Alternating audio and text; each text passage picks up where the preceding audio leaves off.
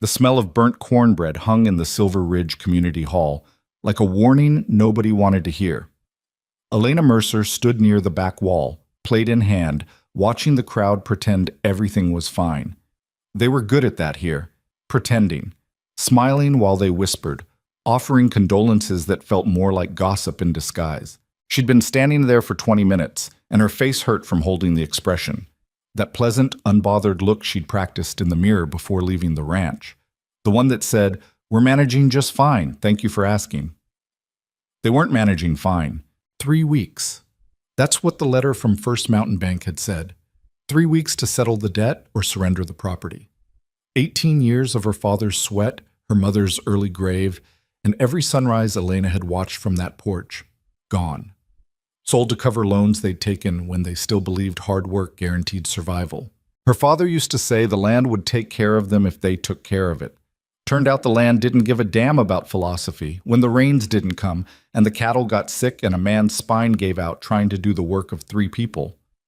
"Elena, honey, you look tired."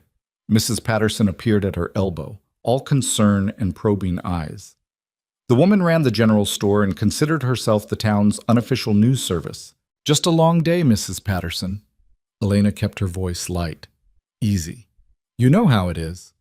"I do." The older woman patted her arm with a hand that somehow managed to feel both sympathetic and judgmental.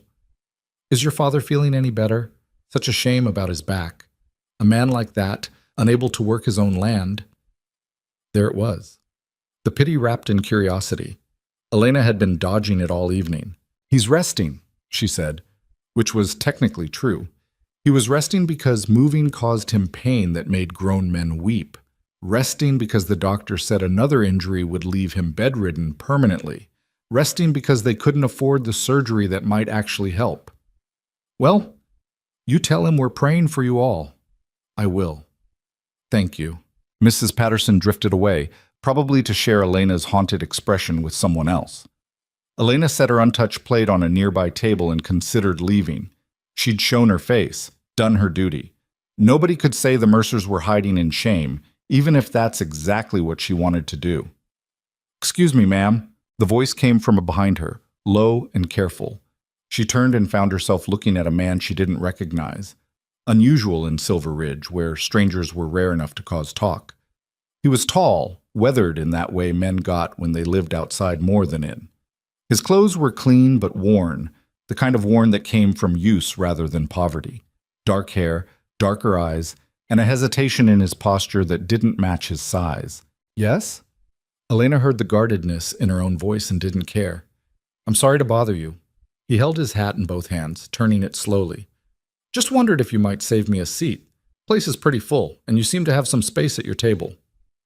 Elena glanced at the table she'd been avoiding all night, the one tucked in the corner where she'd hoped to eat quickly and escape notice. The empty chairs around it suddenly felt like an accusation. "I'm not staying," she said. "You're welcome to it." "You sure? I don't mean to run you off." "You're not." But she didn't move. Something about the way he stood there, patient and steady, made her pause. Most men would have already taken the rejection and walked away. This one just waited, like he had all the time in the world and no expectation of anything.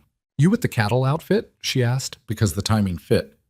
Word had spread that a trail crew was passing through, taking on extra riders for the spring drive. "Yes, ma'am?" "Thought so." She felt something bitter rise in her chest. "You'll be gone by week's end, then." "That's the plan." "Then you should probably find someone else's table.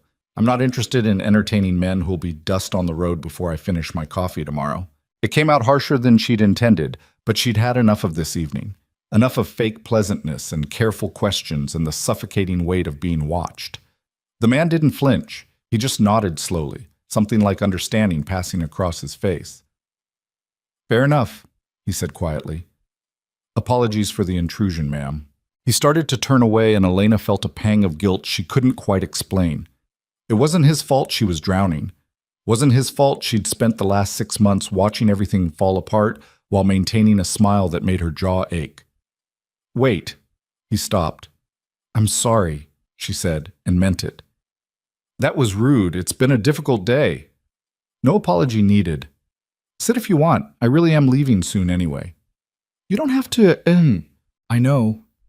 She moved toward the corner table, suddenly too tired to care about appearances. But if I have to stand here one more minute pretending everything's fine, I'm going to say something I'll regret. A hint of a smile touched his face. Well, can't have that. They sat. The table felt smaller with him across from it, his frame taking up space in a way that should have been uncomfortable but somehow wasn't.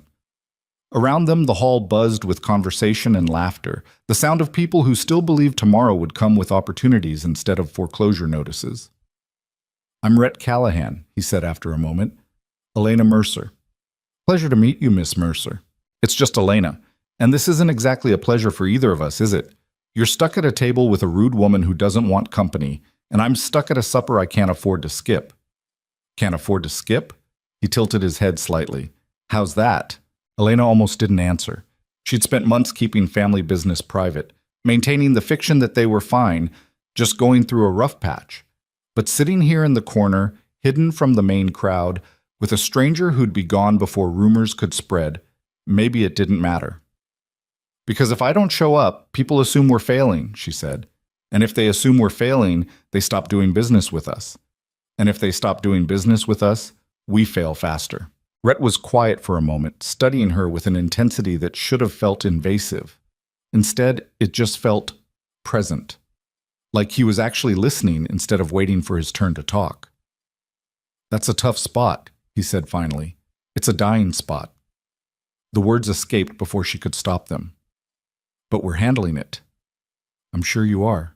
The way he said it, no pity, no judgment, just acknowledgement, did something strange to the knot in her chest, loosened it slightly. She hadn't realized how tightly she'd been holding everything until that tiny release of pressure. You hungry? She asked, nodding toward the serving tables lined with food. Starving, but I was trying to be polite. Don't be polite. The cornbread's burnt, but the stew's decent. Mrs. Henderson made her potato casserole, which is either the best thing you'll ever eat, or the worst, depending on whether she remembered the salt. Sounds dangerous. Living's dangerous. Elena stood, surprising herself.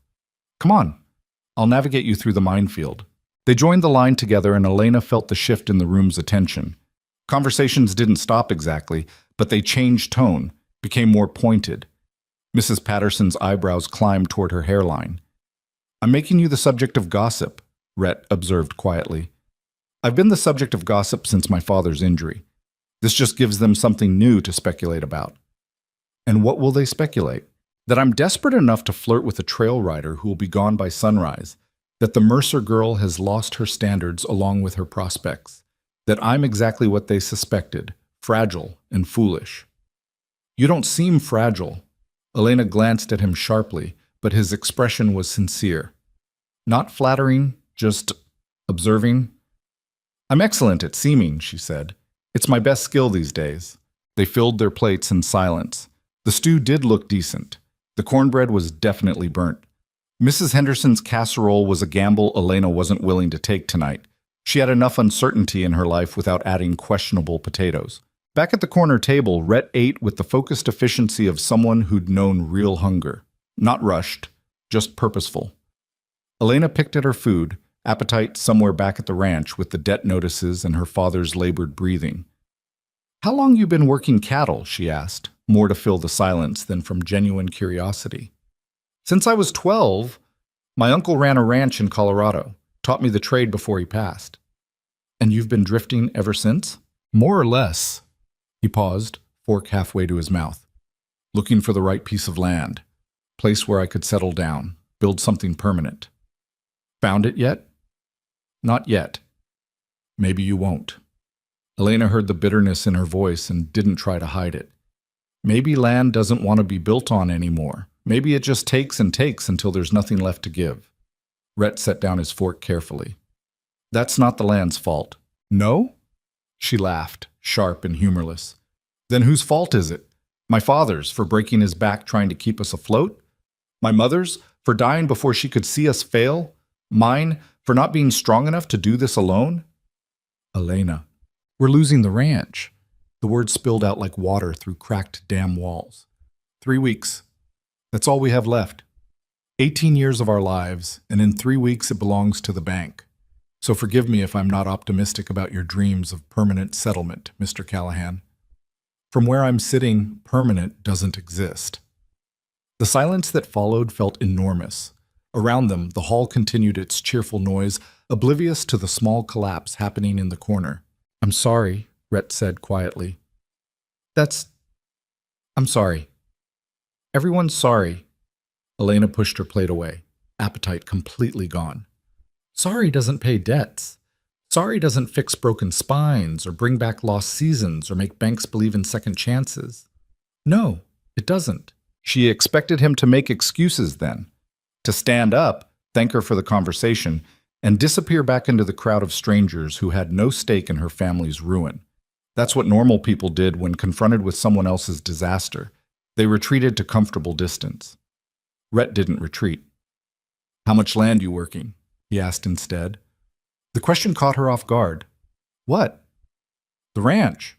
How much acreage?" "I don't see how that's 100 acres? 200? 160. Elena frowned. "Why? Cattle or crops?" "Both. Mostly cattle, but we keep gardens, some grain." "Why are you asking me this?" Rhett leaned back in his chair, eyes distant like he was calculating something. 160 acres isn't small. With the right management, that's viable land. Your father been working it alone since his injury. We have 2 hands left, but they're... Elena trailed off, uncomfortable with this line of questioning. "We manage. 2 hands for 160 acres, plus a man who can't work and a woman trying to hold everything together." Rhett's voice was matter of fact, not pitying. "That's not managing, that's surviving minute to minute." "Well aware, thank you. I'm not trying to insult you." He met her eyes directly. "I'm trying to understand the situation." "Why?" It was the obvious question, and Elena watched him wrestle with the answer. His jaw worked slightly, like he was chewing on words he wasn't sure he should speak. "Because I've seen good land die from lack of help," he said finally. "And because you seem like someone who's been fighting alone for too long. And because..." He stopped, shook his head. "Doesn't matter. Point is, 3 weeks isn't much time, but it's not nothing either. It's nothing when you have no money and no options. You have land. Land that could produce if it was worked right." "Worked by who?" Elena heard her voice rising and forced it down. "We can't afford more help. We can barely pay the 2 hands we have. The bank doesn't care about potential, Mr. Callahan. They care about cash we don't have." "What if you had help?" "From who? You? A trail rider who'll be gone in 3 days?" She laughed again, that same bitter sound. "I appreciate the thought, truly, but I stopped believing in rescue fantasies about the same time I started reading foreclosure notices." Rhett was quiet for a long moment, his expression unreadable. Then he said something Elena never expected to hear. "I could stay."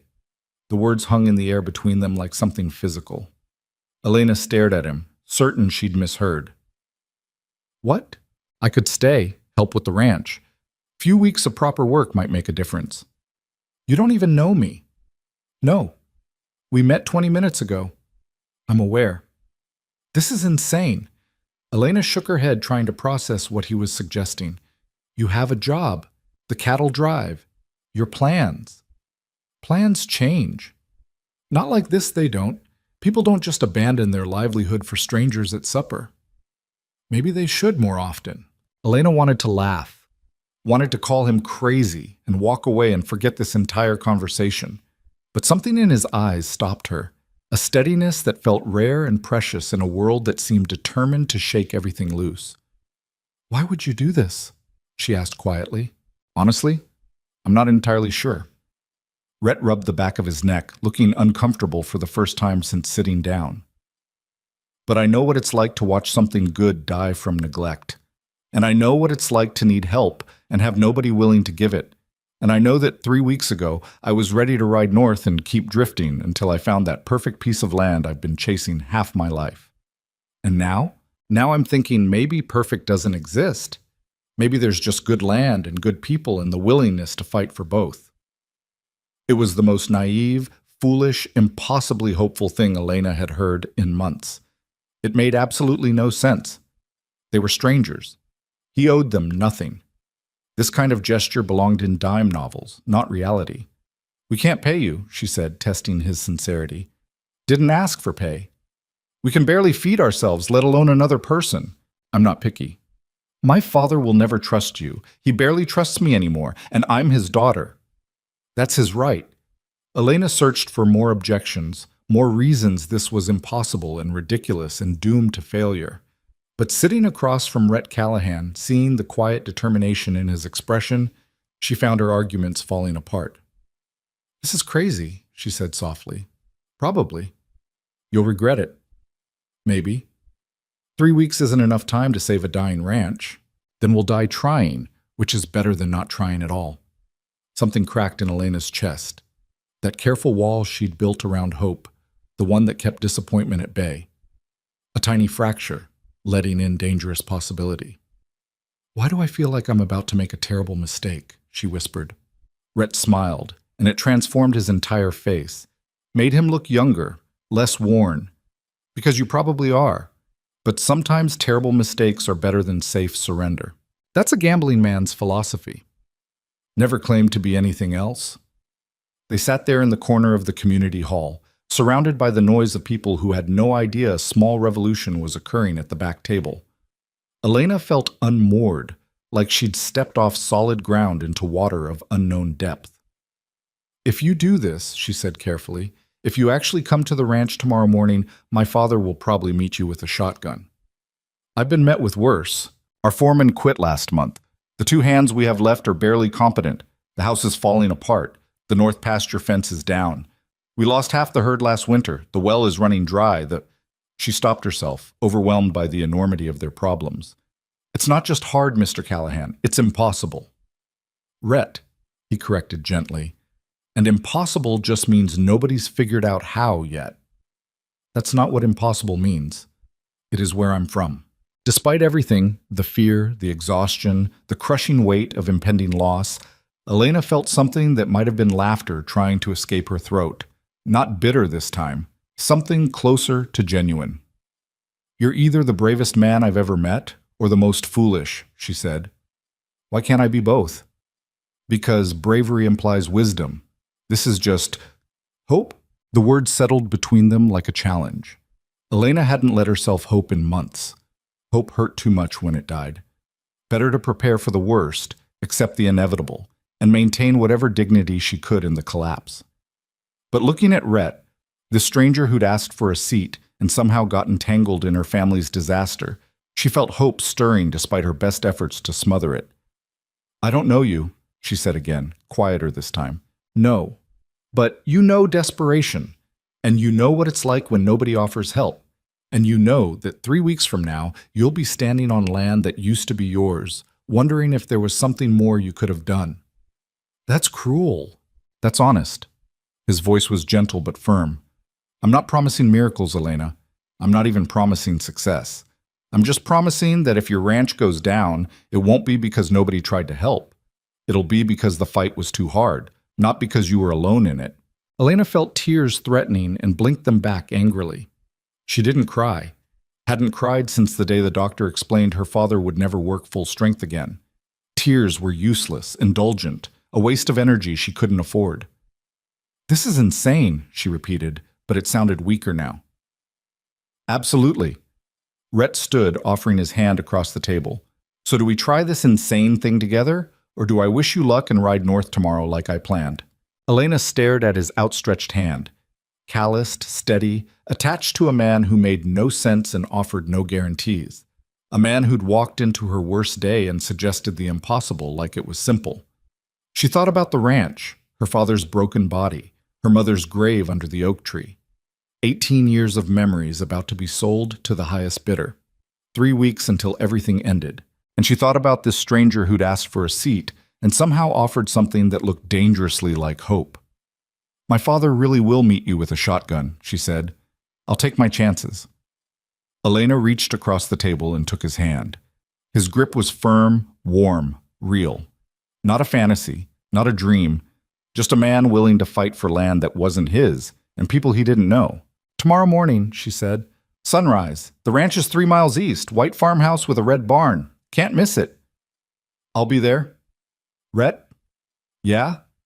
If you change your mind tonight, if you wake up and realize this is crazy and ride north like you planned, I won't hold it against you. Nobody would blame you for choosing sense over stupidity. His smile was softer this time, tinged with something that looked like understanding. Elena? Yeah? I'm not going to change my mind.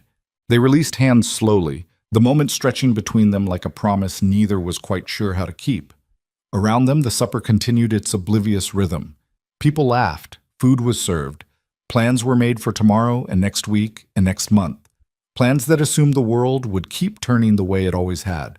But in the corner table at the back of the hall, something had shifted. Two people who had no business trusting each other had made a pact that defied logic and reason, and every lesson Elena had learned about protecting herself from disappointment. I should go, she said, though she didn't move. My father will worry if I'm late. Of course. And you should probably get back to your crew. Let them know you're insane and staying behind to help some desperate woman with a dying ranch. That's exactly how I'll phrase it. This time the laugh did escape. Small, startled, almost forgotten. Elena stood, smoothing her dress with hands that trembled slightly. Rhett stood as well, hat back in his hands, that patient posture returning. Thank you, Elena said, and the words felt inadequate for what had just passed between them. For the seat, and the conversation, and the everything else. See you at sunrise, Elena. Sunrise, she echoed. She walked toward the exit, aware of eyes following her progress. Mrs. Patterson would have questions. The whole town would have questions. Let them question. Let them whisper and speculate and make assumptions. For the first time in months, Elena didn't care what Silver Ridge thought. She had 3 weeks to save her family's ranch, and a stranger named Rhett Callahan had just volunteered to help her do the impossible. It was the craziest, most foolish, most dangerous decision she'd made in her entire life. And standing in the doorway of the community hall, looking back at the corner table where a quiet trail rider stood watching her leave, Elena felt something she'd almost forgotten existed. Hope. It hurt worse than despair, felt more dangerous than surrender. But it was there, burning in her chest like a candle in a storm, fragile, flickering, refusing to die. She stepped into the night, the cool air hitting her face like a benediction. Above, stars scattered across the sky in patterns her mother used to trace, telling stories about constellations and courage and the foolish bravery of people who refuse to accept defeat. Tomorrow, Rhett Callahan would ride out to a dying ranch and meet a broken-backed man with a shotgun and probably realize what a terrible mistake he'd made. Tomorrow, reality would crash back in with all its impossible weight and crushing certainty. But tonight, just for tonight, Elena let herself believe that maybe, against every odd and reason, there was still a chance. She walked home under those distant stars, and for the first time in months, the darkness didn't feel quite so heavy. Behind her, in the warm light of the community hall, Rhett Callahan stood at the corner table and wondered what the hell he'd just volunteered for. Then he smiled to himself, finished his cold stew, and started figuring out how to explain to his trail boss why he wouldn't be riding north tomorrow after all. Some fights were worth abandoning plans for. Some people were worth believing in. And some nights changed everything, whether you were ready for it or not. The ride back to the ranch took Elena through darkness so complete it felt like moving through ink. Her horse knew the path better than she did at this point, which was fortunate since her mind was elsewhere. Caught in the impossibility of what had just happened, circling around Rhett Callahan's steady voice and the reckless promise they'd made to each other. The farmhouse appeared as a dim shape against the night sky, one lamp burning in the front window. Her father always kept it lit when she was out, a beacon that had guided her home since childhood. Tonight it looked lonelier than usual, a single point of light in an ocean of dark. She stabled her horse quickly, hands moving through familiar motions while her thoughts stayed tangled. In a few hours, the sun would rise, and either Rhett Callahan would appear or she'd wake up to the harsh reality that hope was still just another word for foolishness. Inside, her father sat at the kitchen table, papers spread before him. Financial records, loan documents, the accumulation of their slow disaster. He looked up when she entered, and the lines on his face seemed deeper in the lamplight. "You're late," Thomas Mercer said. His voice carried the permanent rasp of someone living with constant pain. The supper ran long. Elena hung her shawl on the hook by the door. Mrs. Henderson brought her potato casserole. That woman still can't remember salt. A ghost of humor crossed his face, then faded. Any news?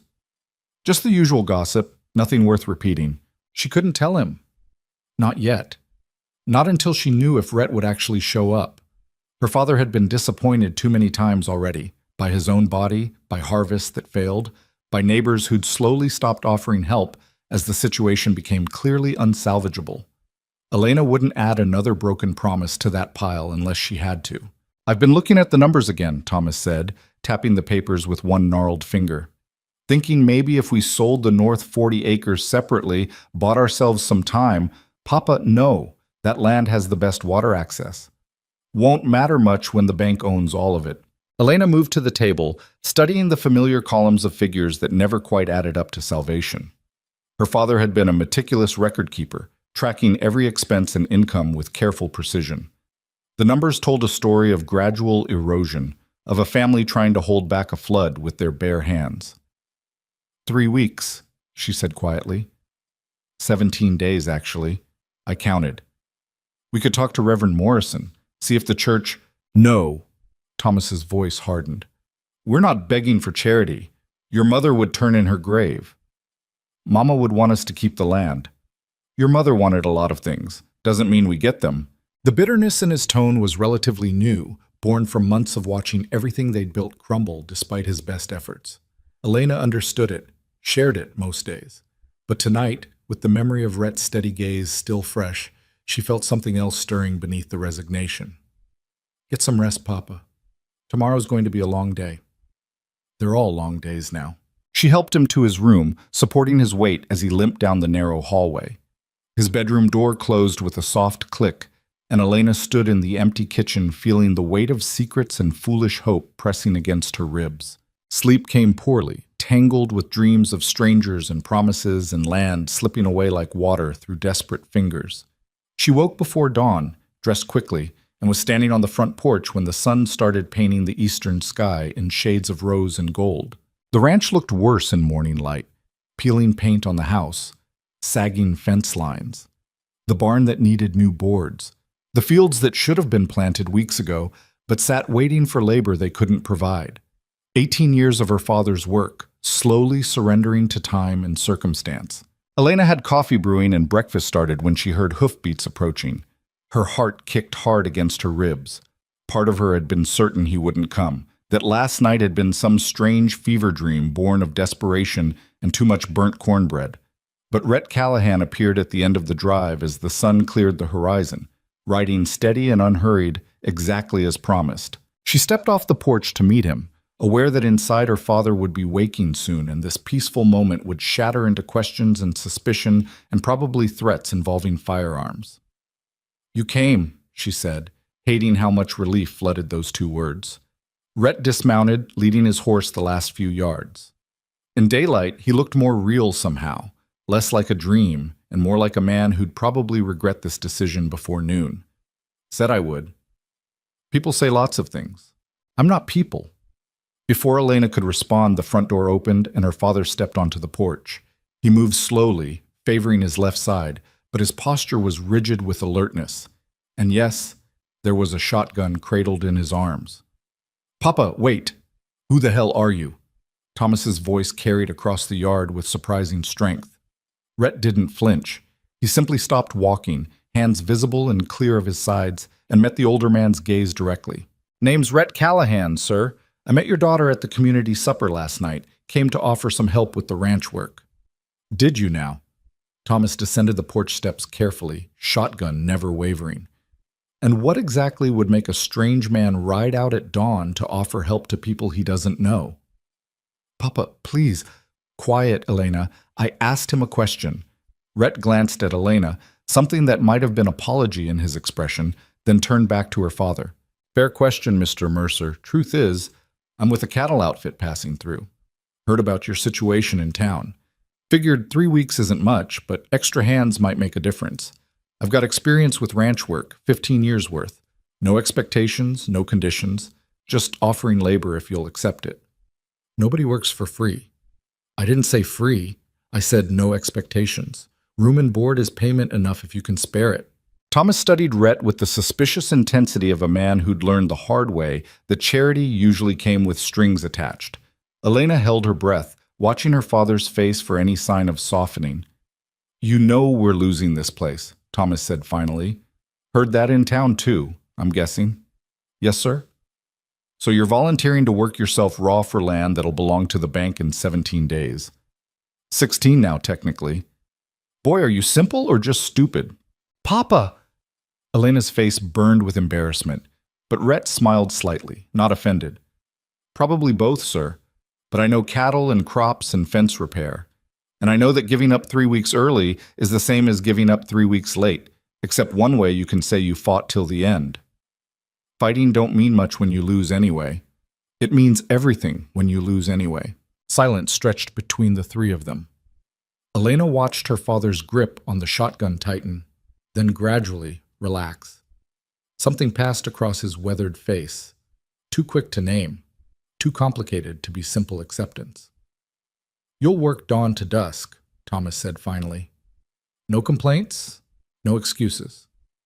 "Understood." "You'll sleep in the barn. We don't have proper lodging for hired help."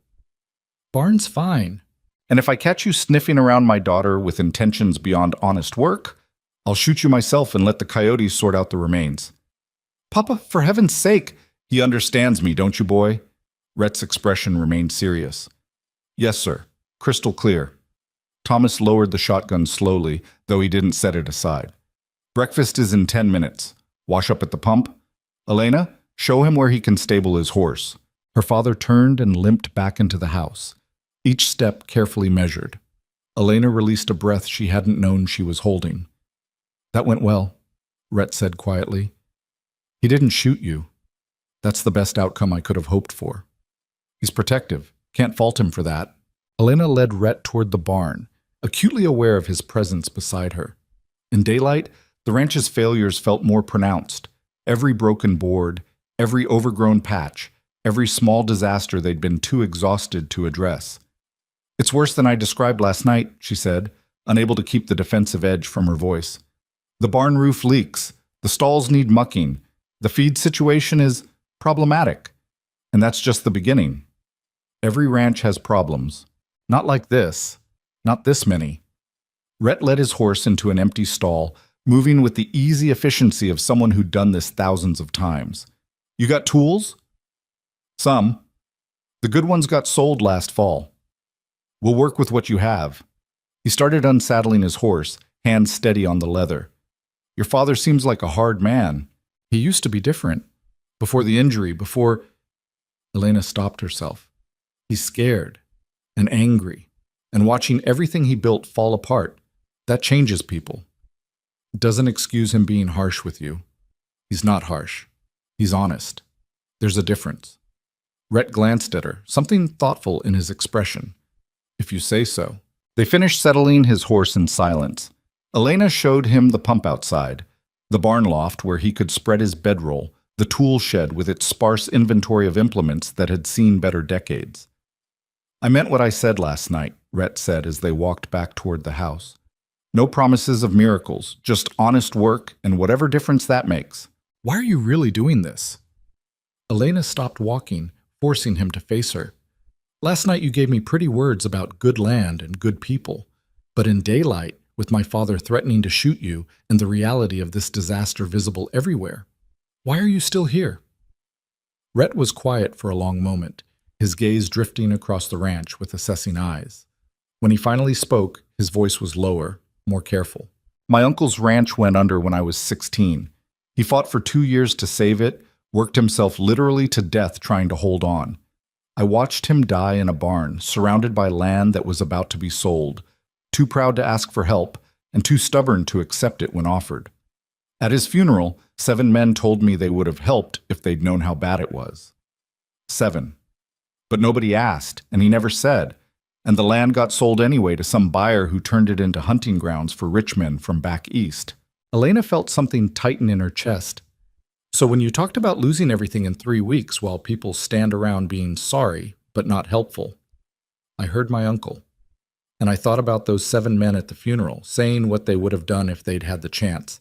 And I decided I'd rather be the man who tries than the man who shows up afterward with useless regrets." It was the most he'd said at once, and the words carried weight that went beyond simple explanation.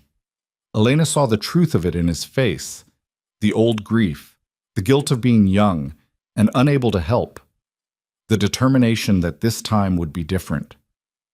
"I'm sorry about your uncle," she said quietly. "Me too. But sorry doesn't help anyone." He smiled, but it didn't reach his eyes. Action does, even when it's probably futile. Especially when it's probably futile? Exactly. They walked the rest of the way to the house in a silence that felt less empty than before. Inside, her father had set 3 places at the table, a small gesture of acceptance, though his expression remained guarded. Breakfast was tense and quiet.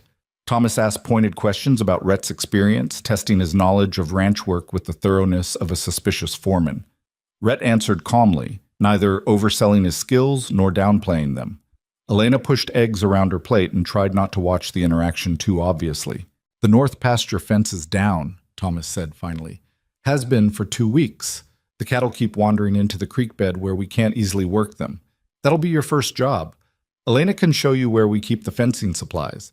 What we have left of them, anyway." "I'll need a count of the herd," Rhett said. "Current numbers, health status, any breeding information you've got. We're down to 38 head from 93 last spring. Lost most of them to disease, some to poor feeding, couple to predators we couldn't track down. The remaining stock is—" Thomas's jaw worked. "They're survivors. That's the best I can say about them." Elena watched her father struggle with the admission. Thomas Mercer had once run a herd of over 200. He'd been known in 3 counties for quality cattle and fair dealing. Now he was down to 38 animals that were survivors and little else. 38 is a start, Rhett said, more than some ranches work with. It's a fraction of what we need to be viable. Maybe, but it's not 0. Thomas stood abruptly, chair scraping against the floor. "I need to check the accounts. Elena, show him the north pasture. And Callahan." "Sir?" "I appreciate the help, but don't mistake my allowing you here for trust. You're a stranger doing inexplicable work for people you don't know. That either makes you a fool or someone with ulterior motives. Either way, I'll be watching." "Wouldn't expect anything less." Thomas limped toward his office, movement stiff with pain and pride. Elena started clearing the breakfast dishes, her hands moving automatically while her mind churned with embarrassment and frustration. "I'm sorry," she said when her father was out of earshot. "He's not usually this hostile to people offering help. He's being a father to a daughter who's gotten tangled with a stranger. I'd be hostile too." "We're not tangled." Rhett raised an eyebrow. "Aren't we? You asked me why I'm really here. Honest answer? It's partly about my uncle, but it's also about the way you looked last night, like someone drowning in deep water, still trying to smile for the people on shore. I couldn't ride away from that. Maybe that makes me a fool like your father said, but I couldn't do it." The words hung between them, too honest and too complicated. Elena felt heat rising in her face. "That's not— We just met. You don't know anything about me." "I know enough." "No, you don't. You know I'm desperate and my family's failing. That's not the same as knowing someone." "Maybe not, but it's a start." Elena turned away, scrubbing at an already clean plate with unnecessary force. This was too much, too fast. Last night's reckless hope was crashing into daylight reality, and she felt unsteady under the weight of it. "The north pasture is about a mile out," she said, changing the subject with obvious force. "I'll pack some supplies and we can ride out after these dishes are done." "Elena? Unless you'd rather start on something else, there's plenty of work to choose from. The barn roof, the chicken coop, the irrigation ditches that need clearing." "Elena, stop." She did, hands gripping the edge of the sink. Rhett moved to stand beside her, not touching, just present in a way that felt both intrusive and oddly steadying. "I'm not here to make things more complicated," he said quietly. "I'm here to help with the ranch. Whatever your father thinks, whatever you're worried I might want, that's not why I stayed. I stayed because you needed help, and I could give it. That's the whole story. People don't work that way. Maybe most don't, but I do." Elena studied his profile, searching for deception or hidden agenda. She'd gotten good at reading people over the past months, learned to spot pity disguised as concern, judgment masked as sympathy. But Rhett's face showed only patient sincerity. "All right," she said finally. The north pasture. Let me get my things. They rode out 20 minutes later, Elena on her mare and Rhett on his gelding, following a path worn by years of her father's work. The land rolled out around them in patches of promise and neglect, fields that should have been green with early crops sitting fallow, water channels clogged with debris, fencing that sagged like tired shoulders. Your father built a good foundation, Rhett observed. The bones of this place are solid. It's just been stretched too thin for too long. The bones will belong to the bank in 16 days. 15 now. Elena glared at him. That's not funny. Wasn't trying to be, just keeping count. The north pasture fence was worse than Elena remembered. Nearly 50 yards of wire and posts were down, some sections torn completely away. It would take days to repair properly, and they had neither the materials nor the time. Rhett dismounted and walked the fence line slowly, examining the damage with careful attention. Elena watched him work, noting the way he tested posts for stability, checked wire for reusability, assessed the job with professional calm. We can salvage most of this, he said finally. Need new wire for the worst sections, but the posts are salvageable. You have spare wire? Some. Maybe enough if we're careful. Then we'll be careful. This is a two-person job, though. You know fence work? I've done some. Good. Let's start. They worked through the morning in a rhythm that surprised Elena. Rhett was efficient without rushing, methodical without being slow. He explained what he was doing as they went, treating her like a partner rather than an assistant. It was different from working with her father, who'd always been too focused on efficiency to bother with explanation, or the hired hands they'd had before, who'd resented taking direction from a woman. By midday, they'd repaired 15 yards of fence. Elena's hands were blistered and her shoulders ached, but there was something satisfying about seeing the work take shape. Tangible progress felt rare these days. They broke for lunch in the shade of a scrub oak, sharing the bread and cheese Elena had packed. The silence was companionable rather than awkward. You're good at this, Rhett said, nodding toward the fence. I've had practice. Been doing most of the ranch work since Papa's injury. That's a heavy load for one person. Someone had to carry it. Where are those two hands your father mentioned? Elena made a face. Tommy Chen is 70 and mostly deaf. Good with animals, but can't do heavy labor anymore. Jacob Morrison is young and willing, but not particularly skilled. He tries hard, which counts for something, but he's not a rancher. He's the Reverend's nephew who needed work and we needed help. It's not ideal for anyone. Better than nothing? Barely. They finished eating and returned to work. The afternoon stretched hot and dusty. Elena's blister opened and bled through her gloves. Rhett noticed but didn't comment, just adjusted their workflow so she could handle less wire-intensive tasks. The consideration was subtle enough that she might have missed it if she hadn't been paying attention. By late afternoon, they'd finished 25 yards. Significant progress, but the job still stretched ahead of them, daunting in its scope. We'll finish tomorrow, Rhett said, surveying their work. Maybe day after. Then we can move the cattle back to proper grazing. And then there's everything else.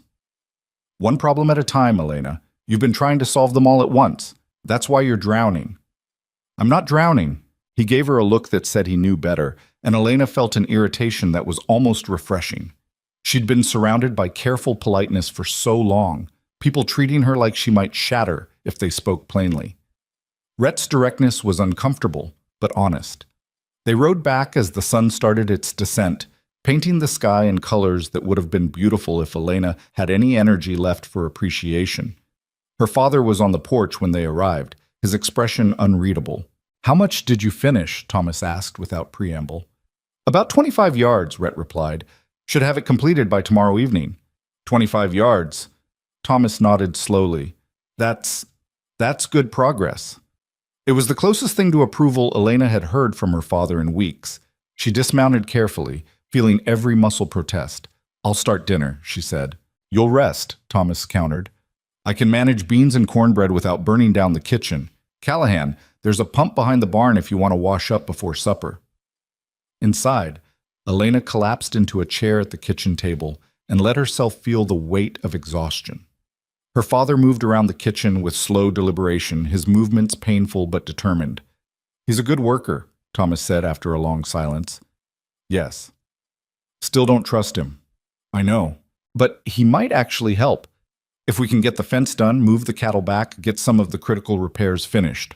Thomas stopped himself.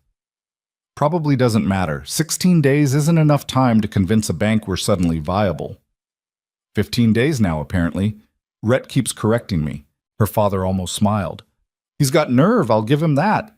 Showing up here, volunteering for a lost cause, taking my hostility without flinching. Either he's the most foolish man in 3 counties, or the bravest. Maybe both. Maybe. Thomas set a pot on the stove with more force than necessary. Just be careful, Elena. Men like that, the ones who ride in playing hero, they leave just as fast. And when they do, they take whatever hope they brought with them. Elena wanted to argue, to defend Rhett, to insist this was different, but her father's words carried the weight of experience she couldn't deny. I know, Papa. Do you? Because I've seen the way you look at him, like he might actually be able to fix things. And that kind of looking is dangerous when it's aimed at a man who will be gone before you finish believing in him. He hasn't done anything. Yet. He hasn't done anything yet. But hope is a poison when it comes from the wrong source. And strangers are always the wrong source, no matter how honest they seem. The words stung because they echoed Elena's own fears, the ones she'd been trying to ignore since last night. But sitting in the kitchen with her father's bitter wisdom hanging in the air, those fears felt harder to dismiss. Dinner was quiet and tense. Rhett sat at their table like he belonged there, answering Thomas's occasional questions with calm patience. Elena pushed food around her plate and tried not to think about 15 days or strange men or the difference between hope and foolishness. After dinner, Rhett excused himself to the barn. Elena helped her father clean up, their movements synchronized from years of shared routine. Get some sleep, Thomas said when the last dish was dried. Tomorrow will be long. They're all long, Papa. True enough. Elena lay in bed staring at ceiling beams she'd memorized years ago, listening to the old house settle around her. Somewhere outside, in the barn that leaked and needed 100 repairs they couldn't afford, a stranger was bedding down to sleep before another day of working for people who couldn't pay him in land that would belong to someone else in 2 weeks. It was insane. It was foolish. It was exactly the kind of desperate gamble that usually ended in disappointment. And despite everything her father said, despite every reasonable warning her mind could conjure, Elena felt that dangerous thing growing in her chest again. Hope. She fell asleep with blistered hands and aching muscles and dreamed of fences being repaired faster than they could fall down, of cattle growing fat on grass that finally cooperated, of banks that suddenly understood the value of determination over spreadsheets. When she woke in the pre-dawn dark, she heard sounds from outside. Someone moving in the barn, getting ready to work before the sun demanded it. Rhett Callahan, true to his word, preparing to fight for land that wasn't his and people he barely knew. Elena dressed quickly and went to start breakfast, because if they were going to do this impossible thing, they'd do it properly. With full stomachs and stubborn hearts, and whatever strength they could scrape together from the wreckage of their situation. 15 days left. It wasn't enough time to save anything. But she'd learned last night that sometimes the fight mattered more than the outcome. And if they were going down, at least they wouldn't go down alone. The fence work took 3 days instead of 2. On the morning of the 4th day since Rhett's arrival, Elena stood in the north pasture watching him drive the final post into ground that fought back with every strike of the mallet. Sweat darkened his shirt despite the cool morning air, and there was a set to his jaw that spoke of determination worn thin by repetitive labor. That should hold, he said, testing the post with his weight. Won't win any prizes, but it'll keep the cattle where they belong. Elena surveyed the repaired fence line with mixed feelings. It was solid work, undeniably better than the wreckage they'd started with. But standing here looking at mended wire and reset posts, she couldn't shake the feeling they were putting bandages on a corpse. 12 days left, she said. I can count, Elena. Can you? Because sometimes I wonder if you actually understand what we're doing here. We're rearranging furniture in a burning house. Rhett coiled the remaining wire with methodical care, not looking at her. Maybe. Or maybe we're proving the house is worth saving. To who? The bank doesn't care about fixed fences. They care about money we don't have. Your father cares. You care. That counts for something. It counts for nothing when the auction happens. He finally looked up, and there was something harder in his expression than she'd seen before. You want me to stop? Want me to pack up and ride out? Let you get back to drowning in peace? The words stung more than they should have. Elena felt anger rising, at him, at herself, at the entire impossible situation. I want you to be honest about what this is. You're not saving anything, Rhett. You're just making us believe we might, which is worse than accepting defeat. Is it? Because from where I'm standing, defeat was killing you slowly.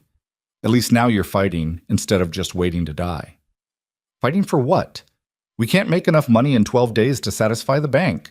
Even if we worked 24 hours straight, sold everything not nailed down, performed some kind of agricultural miracle, it wouldn't be enough. You know that. I know that. My father knows that. So what exactly are we fighting for? Rhett set down the wire coil and walked toward her with deliberate steps. When he spoke, his voice was low and controlled. We're fighting because giving up 3 weeks early is the same as telling your father his life's work meant nothing.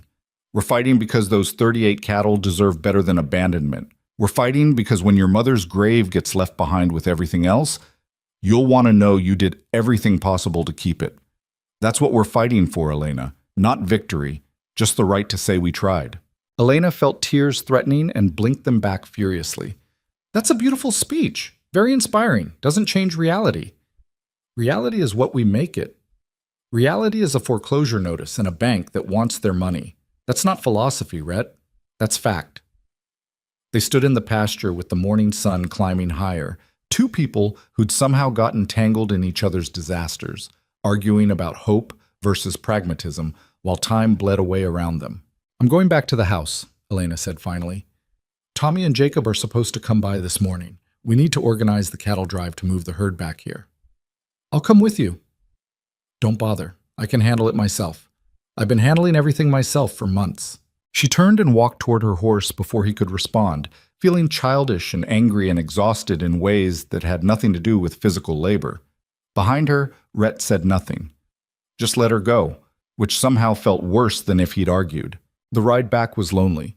Elena pushed her mare harder than necessary, trying to outrun thoughts that followed anyway. She was being unfair to Rhett. She knew that.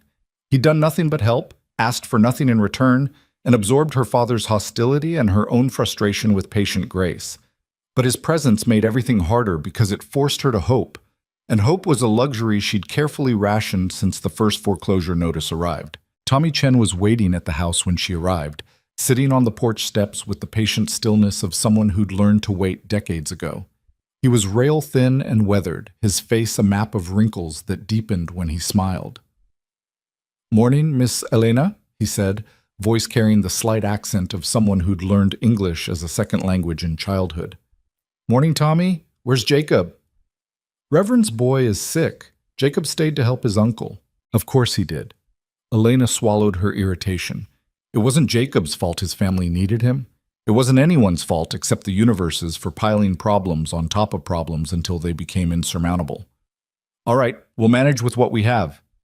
Tommy stood slowly, joints creaking audibly.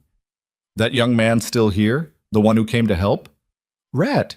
"Yes, he's finishing the north fence. Good worker, from what your father says. Strong back, doesn't complain." Tommy's dark eyes studied her with uncomfortable perception. "You don't seem happy about it." "I'm grateful for the help." "That's not what I asked." Elena dismounted and led her horse toward the barn, aware of Tommy following with his shuffling gait. The old man had worked for her father for 15 years, longer than any other hand they'd employed. He'd earned the right to speak plainly. "He's making us believe we can win," she said quietly. "That's dangerous." "More dangerous than believing you've already lost?" "At least losing doesn't come with false hope attached." Tommy was quiet for a moment, then said something in Cantonese that Elena didn't understand. When she looked at him questioningly, he translated. "Old saying from my grandmother. The drowning man who stops fighting dies certain. The one who keeps fighting might die anyway, but at least he dies trying. Not pretty, but true." "That's a terrible saying, Tommy." "Most true things are terrible. Doesn't make them less true." They heard hoofbeats and turned to see Rhett approaching. He dismounted near them, his expression neutral but his posture wary. Tommy studied him with the open curiosity of someone too old to worry about politeness. "You the trail rider everyone's talking about?" Tommy asked. "Rhett Callahan." Rhett offered his hand. And yes, I suppose I am. Tommy shook it with a grip that was surprisingly firm. Tommy Chen. I do what I can around here, which isn't much anymore. You really planning to help save this place in 12 days?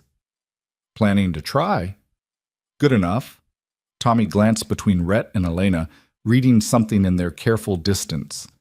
You two have a fight? No, Elena said quickly. Yes, Rhett said at the same time.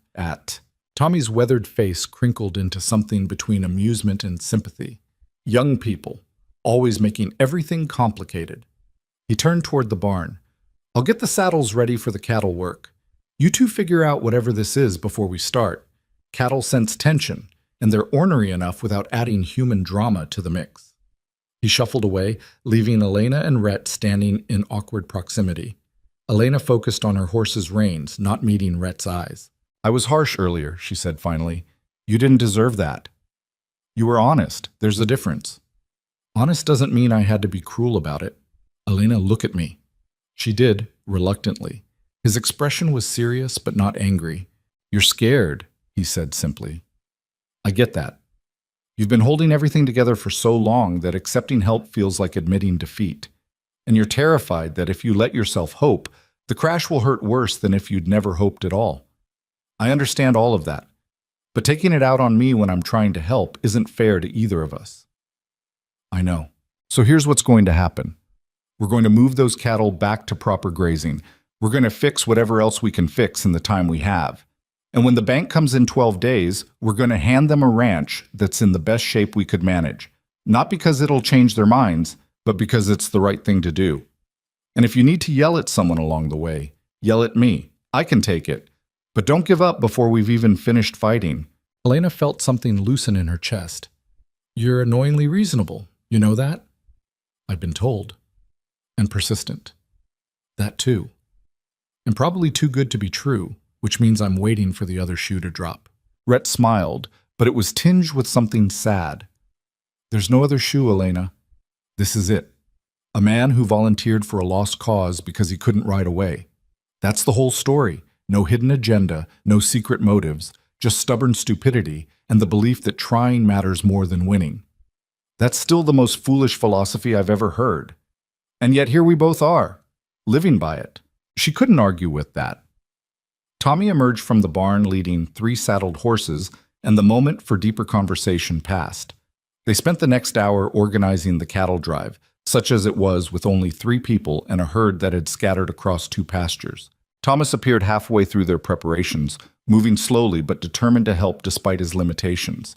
He couldn't ride anymore, but he could direct operations from the fence line, his voice carrying across the fields with the authority of someone who'd spent decades managing livestock. The work was hot and frustrating. The cattle had grown comfortable in their wandering and resisted being driven back to proper boundaries. Elena's horse spooked twice at nothing, nearly throwing her into the creek bed they were trying to avoid. Tommy's hearing problems meant he missed half of Rhett's shouted directions. And the whole operation took 3 times longer than it should have because they were simply too few people for the job. But by late afternoon, they had 38 head of cattle safely enclosed in the north pasture, grazing on grass they hadn't decimated through overuse. Standing at the fence watching the herd settle, Elena felt a tiny spark of something that might have been accomplishment. Good work, Thomas called from his position near the gate.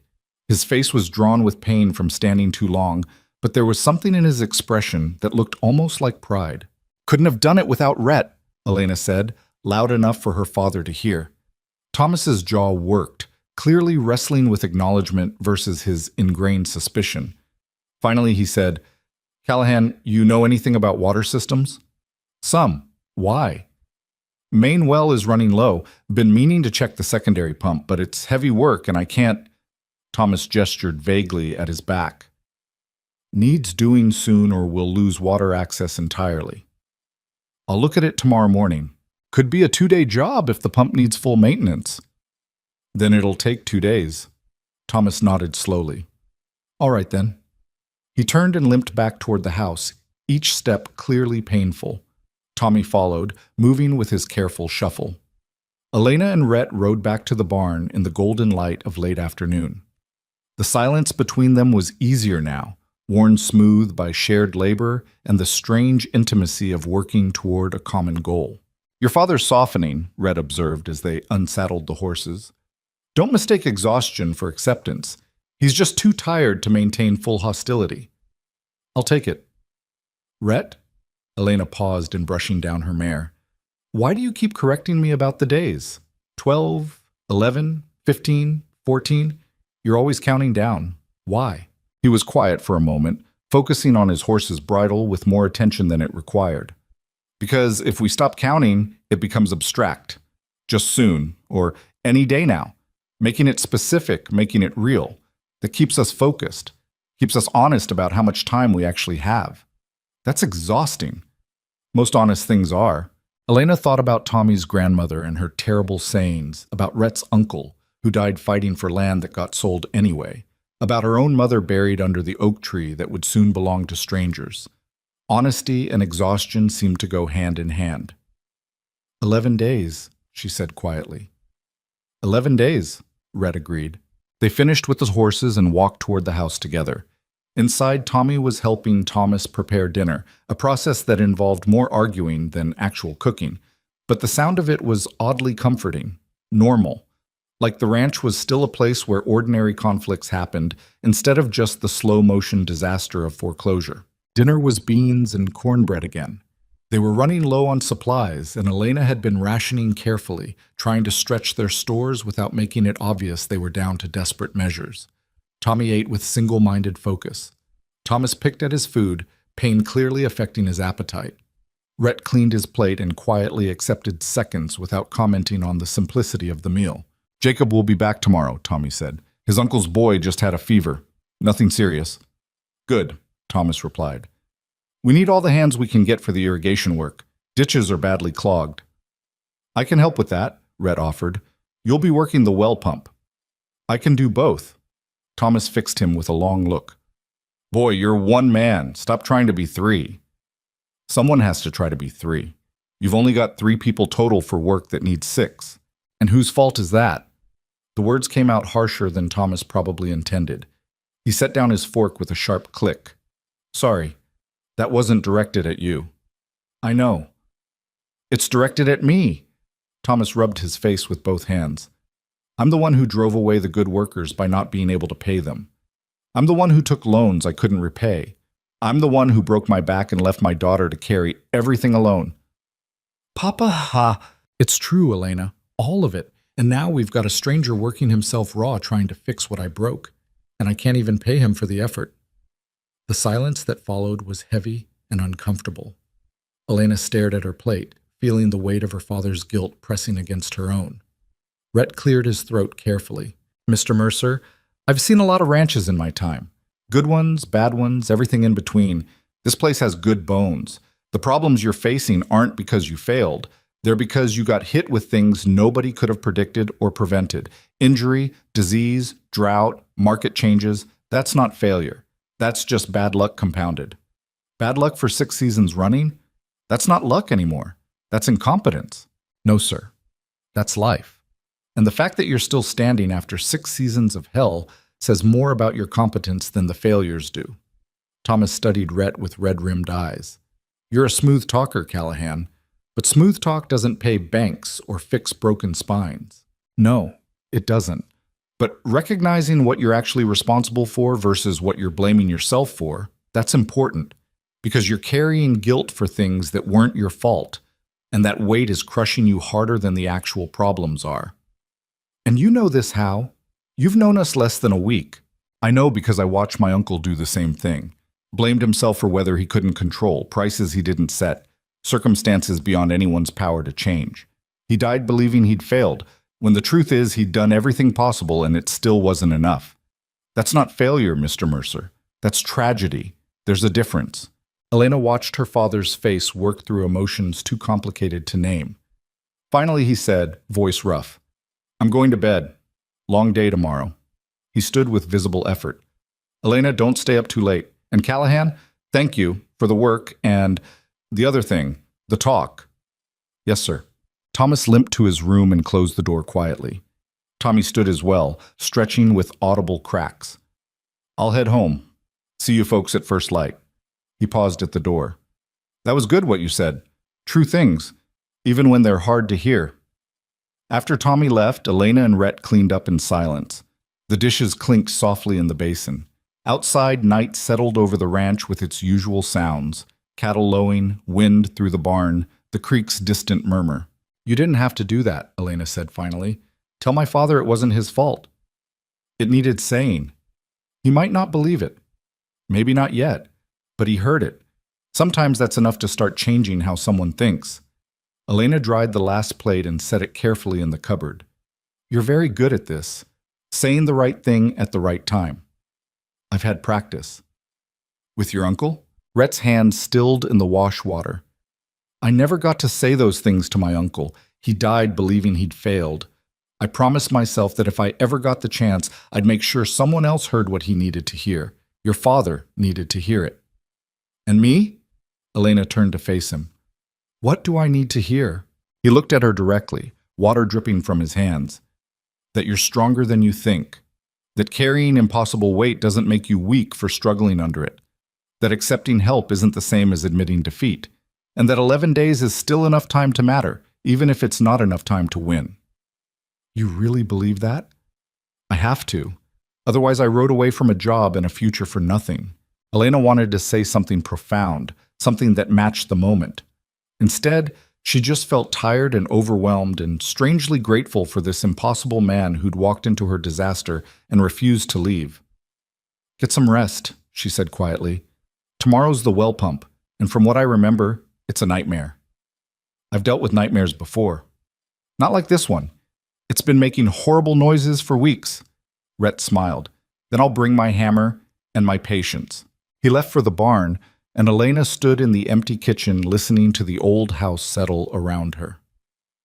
Through the window, she could see lamplight in the barn, Rhett settling in for another night of sleeping on straw in a building that leaked.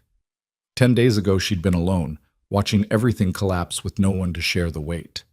Now she had a stranger in her barn, fixing fences and pumps, and somehow managing to say things that cracked through her father's guilt and her own despair. It still felt too good to be true. It still felt like waiting for disaster. But standing in the kitchen with clean dishes and the sound of cattle safely grazing and the memory of her father's something like pride, Elena let herself believe for just a moment that maybe, possibly, impossibly, they might actually make these 11 days count for something. She went to bed and dreamed of water pumps that worked perfectly, of wells that never ran dry, of land that stayed in the family forever because banks suddenly understood that some things mattered more than money. When she woke at dawn, the illusion shattered immediately. Reality reasserted itself in the form of her father's labored breathing from the next room, the stack of unpaid bills on the kitchen table, and the calendar marking off days they couldn't afford to lose. But Rhett was already up. She could hear him in the barn, moving around, preparing for another day of impossible work. And somehow that steadiness, that reliability, made the morning feel slightly less crushing. Elena dressed and started breakfast, because that's what you did when you were drowning. You kept making breakfast. You kept feeding the people who were trying to help you swim. You kept moving forward even when forward led nowhere good. Through the window, she watched Rhett emerge from the barn carrying tools toward the well house. His movements were purposeful, unhurried, like a man who decided to see this through regardless of outcome. 11 days left. It wasn't enough time to save anything. But watching Rhett work, hearing her father's voice call out morning greeting, feeling the ranch wake up around her with a semblance of purpose, Elena thought maybe Tommy's grandmother had been right after all. The drowning person who kept fighting might die anyway, but at least they died trying. And sometimes, when the water was closing over your head and hope seemed like a luxury you couldn't afford, trying was the only victory that mattered. The well pump fought Rhett for 2 full days, and on the morning of the 3rd, Elena found him in the pump house covered in mud and what looked like decades of accumulated rust, swearing with impressive creativity. How bad? She asked from the doorway. The main cylinder's cracked. The valve assembly is corroded through, and whoever installed this thing originally should be dragged out here and forced to apologize to every person who's had to maintain it since. He wiped his face, smearing more dirt across his cheek. I can patch it enough to keep water flowing for a while, but it's not a permanent fix. We don't need permanent, we need 8 days. Rhett looked up at her and something passed across his face. Frustration or sadness or maybe just exhaustion. 8 days. Right. The count kept shrinking, each morning bringing them closer to the end with mechanical inevitability. Elena had stopped sleeping well, her nights filled with arithmetic that never balanced and dreams where she watched the ranch disappear piece by piece like morning fog. "There's a man from the bank coming tomorrow," she said quietly.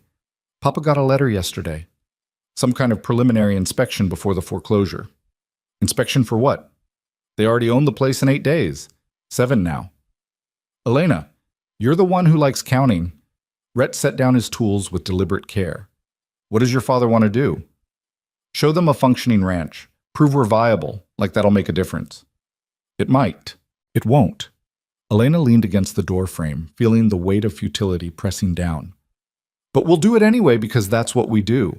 We keep pretending there's hope right up until they nail the foreclosure notice to our door. That's not pretending. That's fighting." "What's the difference anymore?" Rhett climbed out of the pump housing, his clothes ruined beyond any washing. He stood in front of her, close enough that she could smell the mineral tang of well water and the earthiness of hard labor. "The difference is that pretending is lying to yourself. Fighting is accepting the truth and trying anyway. You know this is probably over. I know it too. But showing that bank inspector a ranch that's still working, that's still being tended, that's not pretending. That's showing him what's being lost. Making him see the value of what his bank is taking. You think he'll care? Probably not. But you will. Your father will. And years from now, when you remember this, you'll know you fought with everything you had instead of surrendering early." Elena wanted to argue, but exhaustion had worn away her capacity for debate. Instead, she just nodded and said, "The inspector arrives at 10 tomorrow morning. We have today to make this place look as good as possible. Then we better get started." They worked through the afternoon with an intensity born of deadline pressure.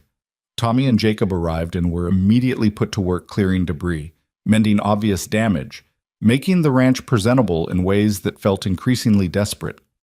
Thomas directed operations from the porch, his voice hoarse from shouting instructions, his face drawn with pain he refused to acknowledge. By evening, they'd accomplished more than Elena thought possible. The barn looked structurally sound from the outside, even if the inside told a different story. The fences were mended, the cattle were grazing peacefully in proper pastures, the yard was cleared of the accumulated clutter of crisis. "It looks almost prosperous," Jacob said, surveying their work with something like pride. He was 19, earnest, and consistently optimistic in ways that both irritated and comforted Elena. "It looks like we're trying," Tommy corrected. "That's not the same thing." "Close enough for tomorrow," Thomas said from the porch. He looked exhausted, but there was something in his posture that Elena hadn't seen in months, a straightness, a determination. Like he'd remembered he used to be a man who built things instead of someone who watched them collapse. Dinner was quiet, everyone too tired for conversation. Rhett ate with his usual focused efficiency, but Elena noticed the way he moved, stiff, sore, showing the accumulated damage of 9 days of relentless labor. He'd lost weight since arriving, his face more angular, his clothes hanging looser. "You should rest tomorrow," she said when they were cleaning up. "Let us handle the inspection." "Not a chance." "Rhett, you've been working yourself to death. Take 1 day." "And miss seeing a banker's face when he realizes what he's destroying? That's the only payoff I might get from this whole thing." Elena set down the dish she'd been washing. "Is that what this is about? Making bankers feel guilty?" "Buckle." "No. It's about making sure everyone involved understands what's happening. Banks like to pretend foreclosure is just business, just numbers on paper.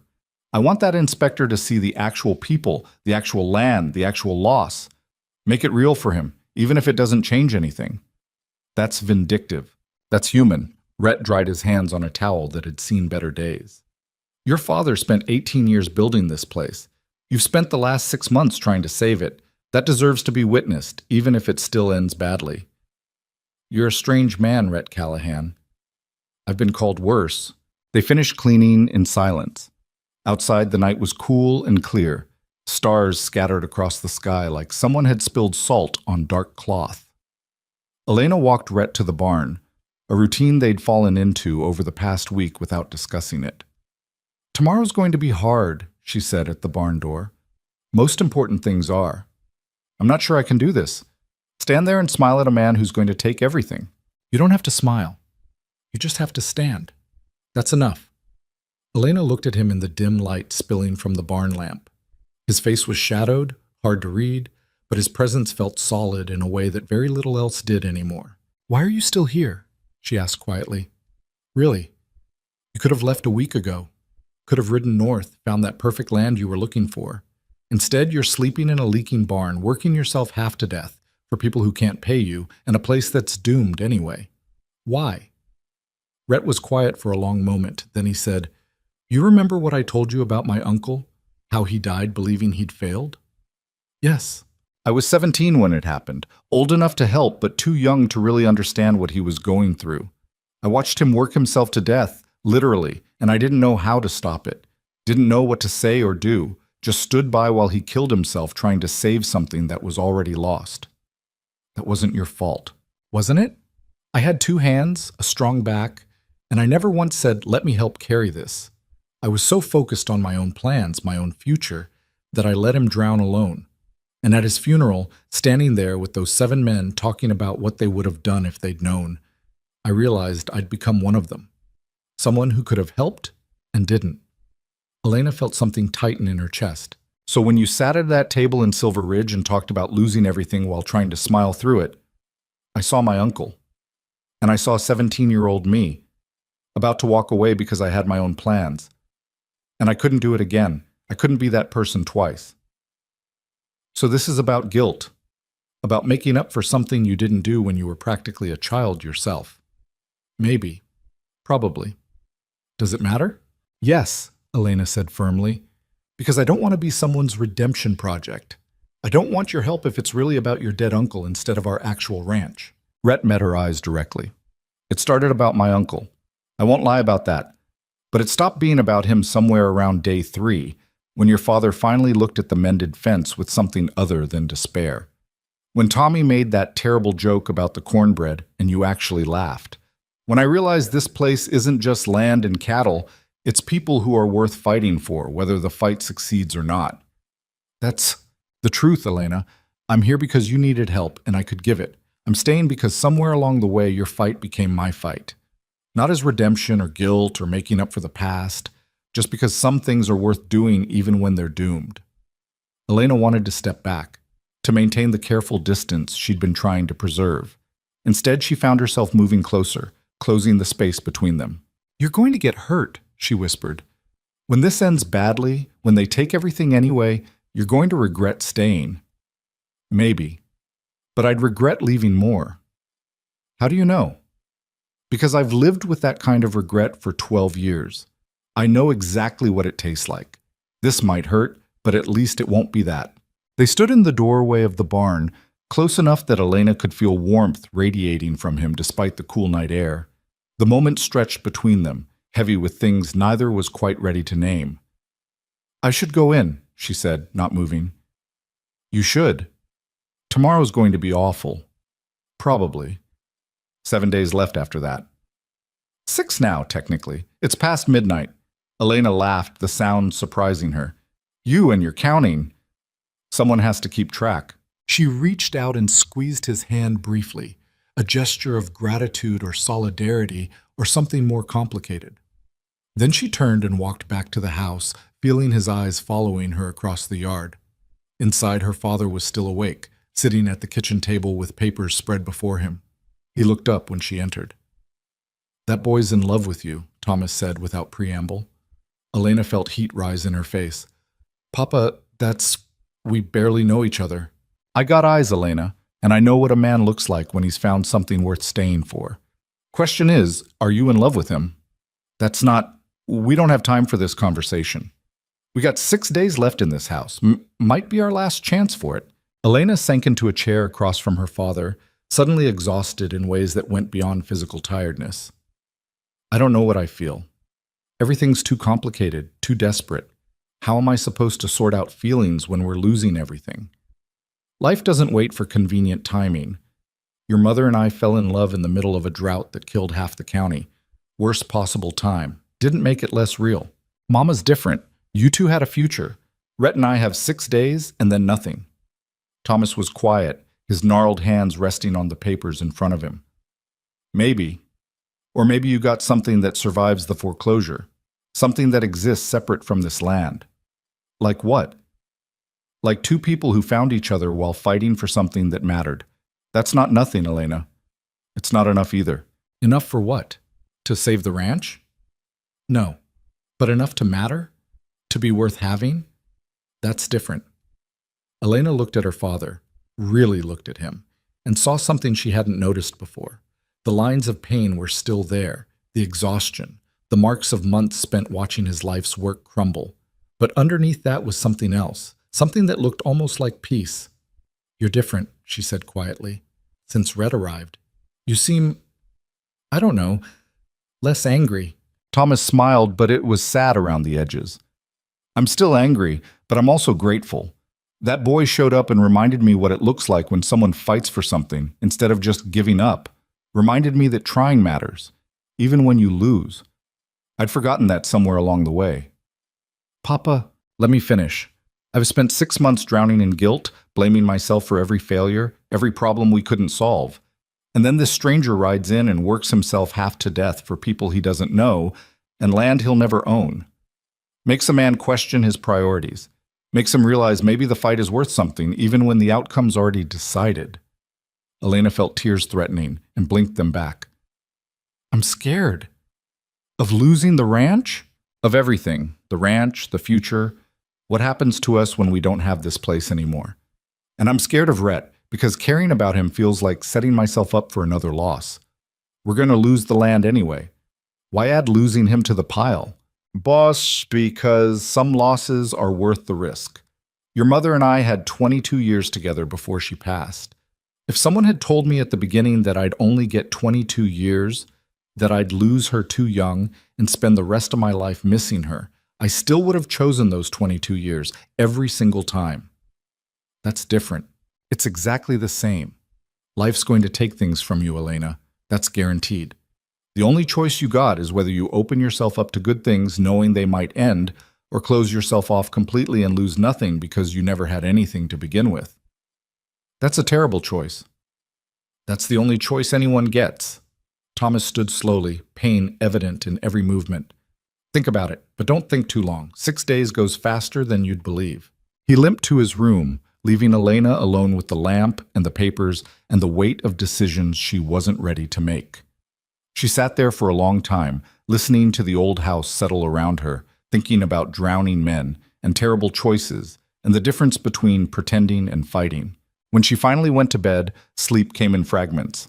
She woke every few hours, her mind churning with anxiety about the morning's inspection, about Rhett sleeping in the barn, about 6 days that somehow felt both endless and terrifyingly short. Dawn came too quickly. Elena dressed with mechanical precision, choosing her best dress, which wasn't saying much after months of wearing work clothes exclusively.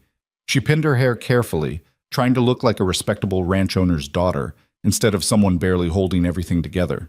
Breakfast was tense and quiet. Thomas wore his Sunday suit, the one he'd worn to her mother's funeral. It hung loosely on his frame, testament to weight loss during months of crisis. Rhett appeared clean, but wearing the same worn clothes he'd arrived in, his only set of non-work gear. "The inspector's name is Martin Greaves," Thomas said, pushing eggs around his plate. "He's from the main bank office in Helena, handles all the rural foreclosures." "So he's done this before," Elena said. "He's done this 100 times before. We're just another file to him." "Then let's make sure he remembers this file," Rhett said quietly.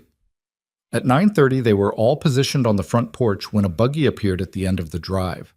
Martin Greaves was exactly what Elena expected, middle-aged, well-dressed, carrying a leather satchel and an expression of professional detachment.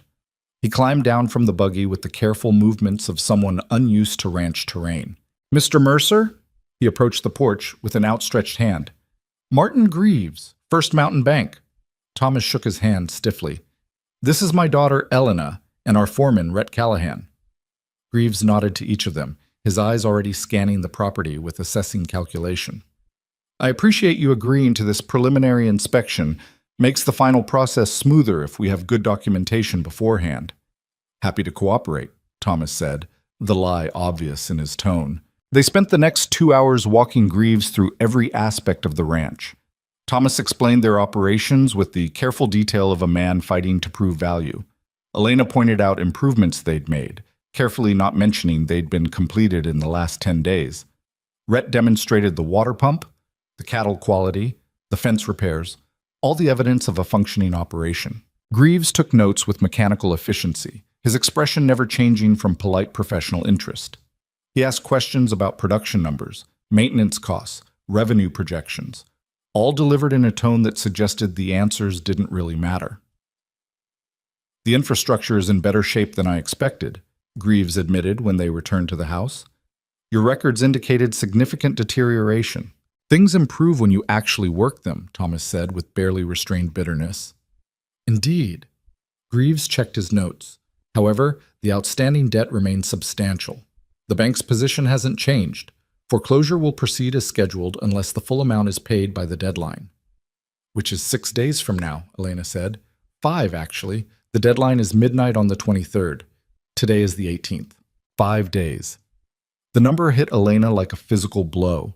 Somehow hearing it from an official source made it more real than all of Rhett's careful counting. Is there any possibility of extension? Thomas asked, and Elena heard the desperation he was trying to hide. If you can see the ranch is viable. Viability isn't the issue, Mr. Mercer. The issue is debt service. The bank has been more than patient. Multiple extensions have already been granted. At this point, our position is final. So that's it. 5 days and then you take everything. Greaves's expression softened slightly, the first hint of humanity he'd shown. I understand this is difficult. Foreclosure is never pleasant for anyone involved, but the bank has obligations to its investors and depositors. We can't continue carrying non-performing loans indefinitely.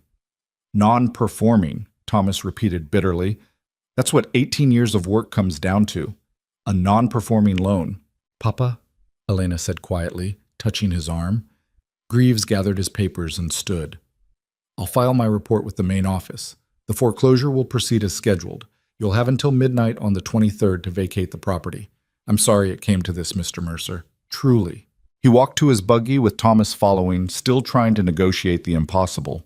Elena stayed on the porch with Rhett, watching her father's last desperate attempt to save something that was already lost. 5 days, she whispered. 5 days, Rhett confirmed, and for the first time since arriving, he sounded defeated. Greaves departed with a cloud of dust, leaving them standing in the yard of a ranch that now had a hard expiration date. Thomas stood staring after the buggy long after it disappeared, his shoulders slumped with the weight of finality. Papa? Elena approached carefully. Come inside, you should rest. Rest for what? 5 more days of pretending this is still ours?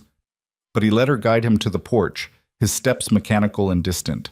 Tommy and Jacob appeared from the barn where they'd been deliberately staying out of sight during the inspection. One look at Thomas's face told them everything they needed to know. I'm sorry, boss, Tommy said quietly. Real sorry. Thomas just nodded, unable to speak. He disappeared into the house, and moments later they heard his bedroom door close with a soft click of defeat. Elena stood in the yard, feeling everything they'd built over the past 10 days crumble into dust. The mended fences, the working pump, the grazing cattle, all of it suddenly pointless. They'd fought so hard, accomplished so much, and it hadn't made even a dent in the inevitable. I need to be alone, she said to no one in particular, and walked toward the creek before anyone could respond. She found her spot under the oak tree where her mother was buried, the place she went when everything else became too much. The grave was simple, a wooden marker her father had carved, already weathering after 2 years of exposure. Elena sat with her back against the tree and let herself feel the enormity of what was coming. 5 days. Then strangers would own this land, would walk past this tree without knowing or caring that Margaret Mercer was buried beneath it, would probably plow up the marker to make room for whatever they planned to build. She heard footsteps and looked up to find Rhett approaching slowly, giving her the option to send him away. Elena didn't have the energy to send anyone anywhere. Mine company? He asked. Would it matter if I did? Yes. She patted the ground beside her and he sat carefully, respecting the space without making it awkward. They were quiet for a while, listening to the creek murmur its way past and the wind move through the oak's branches. Your mother? Rhett asked, nodding to the grave marker. Margaret Ann Mercer died 2 years ago from pneumonia that turned into something worse. She fought for 6 weeks before her body finally quit. I'm sorry. Everyone's always sorry. Doesn't bring her back. Doesn't save the ranch. Elena pulled up grass with jerky movements. She loved this place. Loved it more than anything except maybe my father. And now strangers will own it, and she'll just be an inconvenient grave marker in their way. They can't move her without family permission. What family? We'll be gone. And I don't have the money to arrange a reburial somewhere else. So she'll stay here while everything around her changes, and I'll be somewhere else unable to visit. That's what we've accomplished in 5 days, Rhett.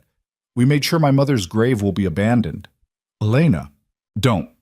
She turned to face him, anger and grief mixing into something sharp. Don't tell me it's not my fault. Don't tell me we tried our best. Don't give me another speech about fighting being more important than winning. I'm tired of fighting. I'm tired of trying. I'm tired of hoping that maybe, possibly, this time things will be different. They're never different. They're always exactly as terrible as they seem. Rhett let her rage wash over him without flinching, his expression steady and sad. When she finally ran out of words, he said quietly, "You're right." Elena blinked. What? You're right. The fighting isn't enough. The trying didn't save anything, and hope was probably just making everything hurt worse. You're absolutely right about all of it. Then why did you stay? Why did you make us believe? Her voice cracked. Why did you make me believe that maybe we could actually do this? Because believing we could try was better than accepting defeat 10 days ago. Not better enough to save the ranch, obviously, but better enough that your father remembered what it felt like to fight instead of just surrender. Better enough that you got 10 days of actually working towards something instead of watching everything collapse in slow motion. Better enough that when this ends in 5 days, you'll know you did everything possible. That's not better. That's just a different kind of terrible. Maybe. But it's the only kind of terrible where you get to keep your dignity, where years from now you can remember this and know you fought until the very end instead of giving up because it was easier. Elena wiped at her eyes angrily, hating the tears she'd been holding back for days. I don't want dignity. I want my home. I want my mother to not be buried on land I'll never see again. I want my father to stop hurting. I want... She stopped, unable to continue. What? Rhett asked gently. What else do you want? I want you to not have wasted 10 days of your life on us. I want you to have ridden north like you planned and found that perfect land and built something that actually worked. I want you to not be sitting here watching me fall apart because you felt guilty about your uncle. That's what I want. Elena, look at me. She did, reluctantly. His expression was serious but not pitying. Those 10 days weren't wasted. Working this ranch, helping your father, getting to know you, none of that was waste, even if it ends badly. Even if everything we fixed gets torn down by whoever buys this place. Those 10 days mattered because they happened, because we tried, because for a brief moment this ranch had a fighting chance. That's not waste. That's the most purposeful 10 days I've spent in years. How can you say that? We're losing everything. You're losing the land. You're not losing everything. What's left? Rhett reached out and took her hand carefully, like he was handling something fragile. You've got your father, who's still alive and still loves you. You've got memories of this place that nobody can take away. You've got proof that when everything was collapsing, you stood and fought instead of running, and you've got... He stopped, seeming to wrestle with words. What? Elena prompted. What else do I have? Me, if you want. I know that's not worth much compared to 160 acres of land. And I know 5 days isn't enough time to build anything real. But when this is over and you're figuring out what comes next, you don't have to figure it out alone. That's what you've got, if you want it. Elena stared at him, this impossible man who'd walked into her disaster and refused to leave even when staying made no sense. Why would you want to stay tangled up in this mess? When the foreclosure happens, you could ride north free and clear, start fresh somewhere without all this weight. Because somewhere along the way, your weight became my weight. Your fight became my fight. And walking away now would feel like abandoning family, not escaping a mess. We're not family, not by blood, but by choice, by shared struggle. That's family too, Elena, maybe the realest kind. She wanted to argue, to push back against the impossible hope he kept offering, but sitting under her mother's tree with Rhett's hand warm in hers and 5 days stretching ahead like both forever and no time at all, Elena found she didn't have the energy for resistance. 5 days, she whispered. What do we do with 5 days? We keep working, keep tending the land while it's still yours. Keep making sure that when they take it, they're taking something beautiful and functional instead of something broken and abandoned. That's masochistic. That's pride. Your mother's buried here, Elena. You really want the last thing you do on this land to be giving up before the deadline? Elena looked at the grave marker, thinking about Margaret Mercer, who'd fought pneumonia for 6 weeks, when any reasonable person would have quit after 2. Thinking about her father, who'd worked himself into permanent injury trying to save their home. Thinking about Rhett, who'd abandoned his own plans to help strangers fight an unwinnable battle. No, she said finally. I don't want that. Then we work. For 5 more days we work. And when it's over, we figure out what comes next together. Deal? She squeezed his hand, feeling the calluses earned from 10 days of brutal labor. Deal. They sat there a while longer, holding hands under the oak tree, not talking because words felt insufficient for what was passing between them. Finally, Elena stood, brushing dirt from her dress. Come on. If we're doing this, we might as well do it right. They walked back to the house together, and when they emerged from the trees, Elena saw her father on the porch. He'd been watching them. She could tell from his expression, which held a complicated mix of understanding and resignation. Inspector confirmed it, Thomas said as they approached. 5 days, midnight on the 23rd. We know, Elena replied. We were there. So what now? We just keep working like nothing's changed? Rhett spoke up. With your permission, Mr. Mercer, that's exactly what we do. We work your ranch for 5 more days like it's going to be yours forever, because for 5 days it still is, and that's worth something.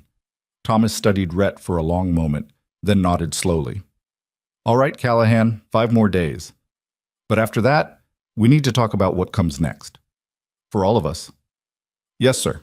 Elena understood what her father was saying, that in 5 days they'd be homeless, jobless, without prospects or plans, that the conversation about the future couldn't be avoided much longer. But standing in the yard with Rhett beside her and her father showing the first signs of accepting help instead of resenting it, 5 days suddenly felt like possibility instead of just countdown. They worked through the afternoon with renewed purpose. Tommy and Jacob returned, and the 5 of them tackled projects that had been waiting months for attention. The barn roof got patched, the chicken coop got rebuilt, the irrigation ditches got cleared, small victories that wouldn't save them but mattered anyway. At dinner, the mood was lighter than it had been in days, possibly because the worst had been confirmed and there was nothing left to dread. They ate and joked and planned tomorrow's work like they had all the time in the world. That night, walking Rhett to the barn, Elena stopped him at the door. Thank you, she said simply. For what? For staying. For 10 days ago, when you asked for a seat at my table and somehow decided our disaster was worth your time. For today, when you convinced me that 5 more days of trying matters. For all of it. Rhett smiled, and it transformed his tired face into something younger. Thank you for letting me stay. For giving me a chance to help instead of sending me away. For letting this become my fight, too. They stood close in the darkness, and Elena felt the pull between them, the thing they'd been carefully not naming for 10 days because everything was too complicated and desperate. But with 5 days left, complicated didn't seem like a good enough reason to keep pretending. Rhett? Yeah? When this is over and we're figuring out what comes next, I'd like you to be part of that, whatever it looks like. His smile widened. I'd like that too. Good. She squeezed his hand once more, then stepped back before she did something reckless. 5 more days. 5 more days, he agreed. Elena walked back to the house, feeling lighter than she had in months despite everything. Behind her, Rhett stood in the barn doorway, watching until she was safely inside.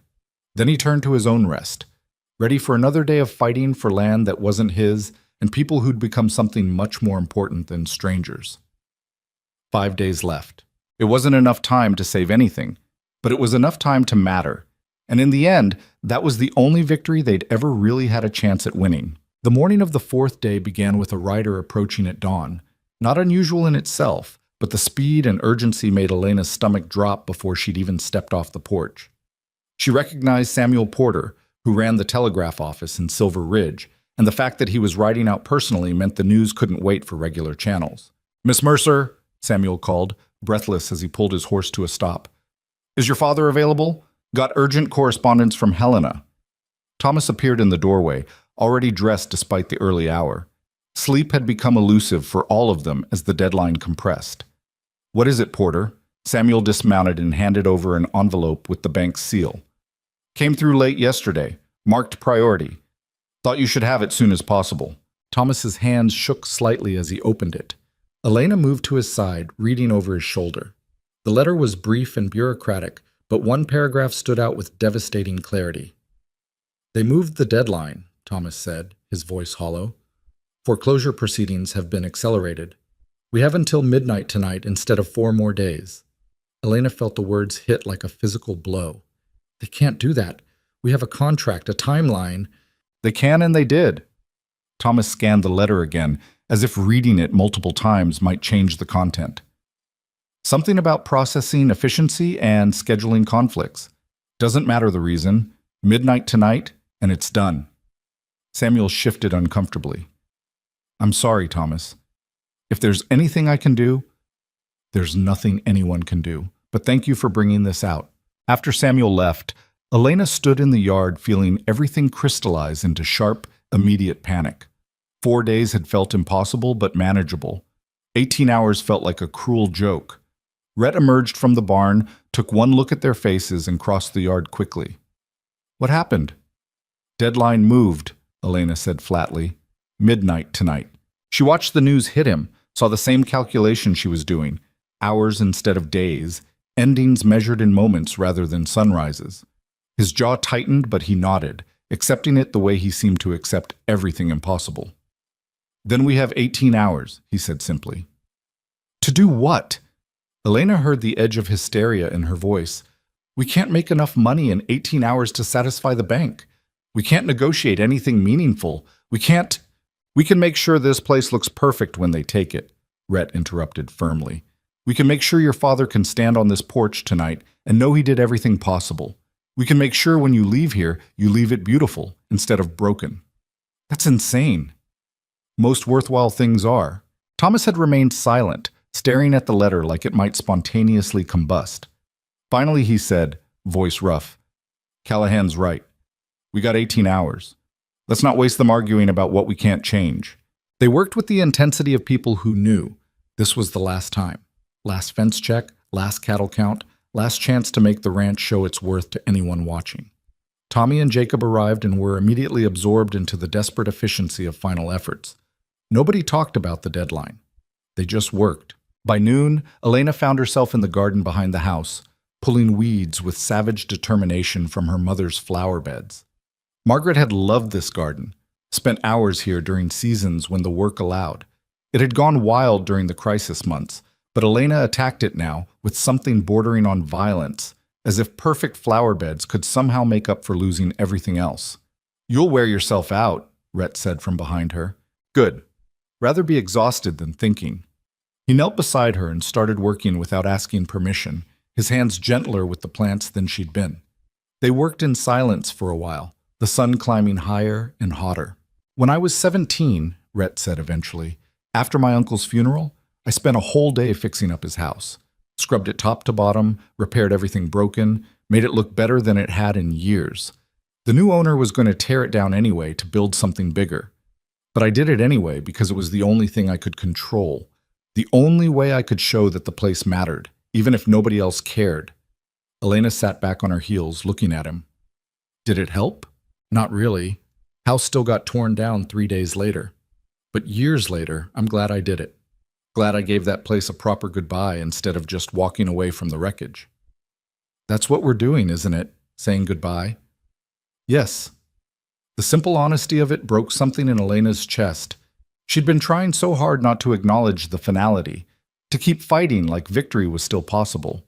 But Rhett's quiet acceptance gave her permission to feel what she'd been suppressing. "I hate this," she whispered. "I know. I hate that we tried so hard and it didn't matter. I hate that my mother's buried here and I won't be able to visit. I hate that my father's going to lose everything he built. I hate that you wasted 2 weeks helping us for nothing." "Not nothing, Elena. Never nothing. What did we accomplish? Seriously, what changed except now it hurts worse because we believed we might actually... Her voice cracked. Because I believed you. I believed that maybe trying mattered more than winning. And it doesn't. Trying just means you're exhausted and heartbroken when you lose instead of just heartbroken. Rhett moved closer, his hand finding hers in the dirt of the garden. You're right. It does hurt worse. But would you rather have the last 2 weeks back? Rather have given up when I first showed up at your table? Rather have these last 18 hours be empty instead of full of work and purpose? Elena wanted to say yes. Wanted to believe that ignorance would have been less painful than false hope. But sitting in her mother's garden with Rhett's calloused hand wrapped around hers, she couldn't make the words come. No, she admitted quietly. I wouldn't want them back, even knowing how it ends. That's what trying buys you.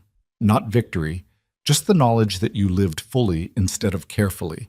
That when this day ends, you'll have worked and fought and loved this place right up until the last possible moment. Loved, Elena repeated, testing the word. Is that what this is? For me? Yes. I've fallen in love with this ranch, with your stubborn determination to save it, with your father's quiet strength, with the whole impossible situation. Doesn't change the outcome, but it changes what the outcome means. Elena looked at him directly. And me? Did you fall in love with me too?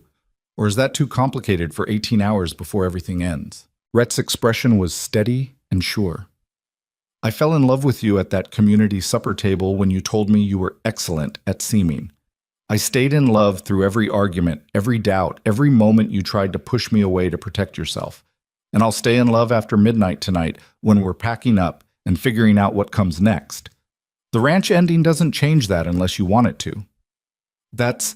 Elena struggled for words. That's the worst timing possible. Agreed. We've known each other 2 weeks. Also agreed. This is completely insane.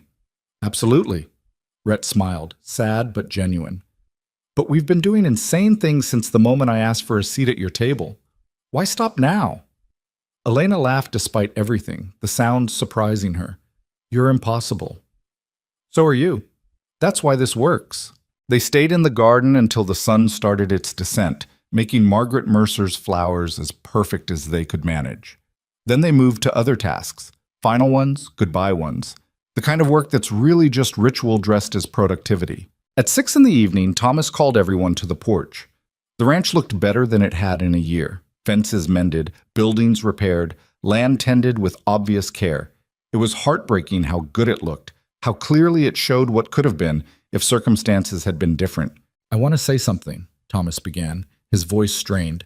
To all of you, Tommy, Jacob, Callahan, you didn't have to be here. You didn't have to work yourselves half to death for a place that was already lost. But you did anyway, and that... He stopped, collecting himself. That means more than I can properly express. You gave my daughter and me 2 weeks of purpose when we were drowning in despair. You proved that people can be good even when there's nothing in it for them. And you reminded me what this ranch was supposed to be about. Not just land and cattle, but community and determination and refusing to quit even when quitting makes more sense. Tommy nodded silently, his weathered face showing emotion he rarely expressed. Jacob looked like he might cry. Rhett just stood steady, absorbing Thomas's words with quiet dignity. When midnight comes, Thomas continued, I want you all to know that these last 2 weeks mattered.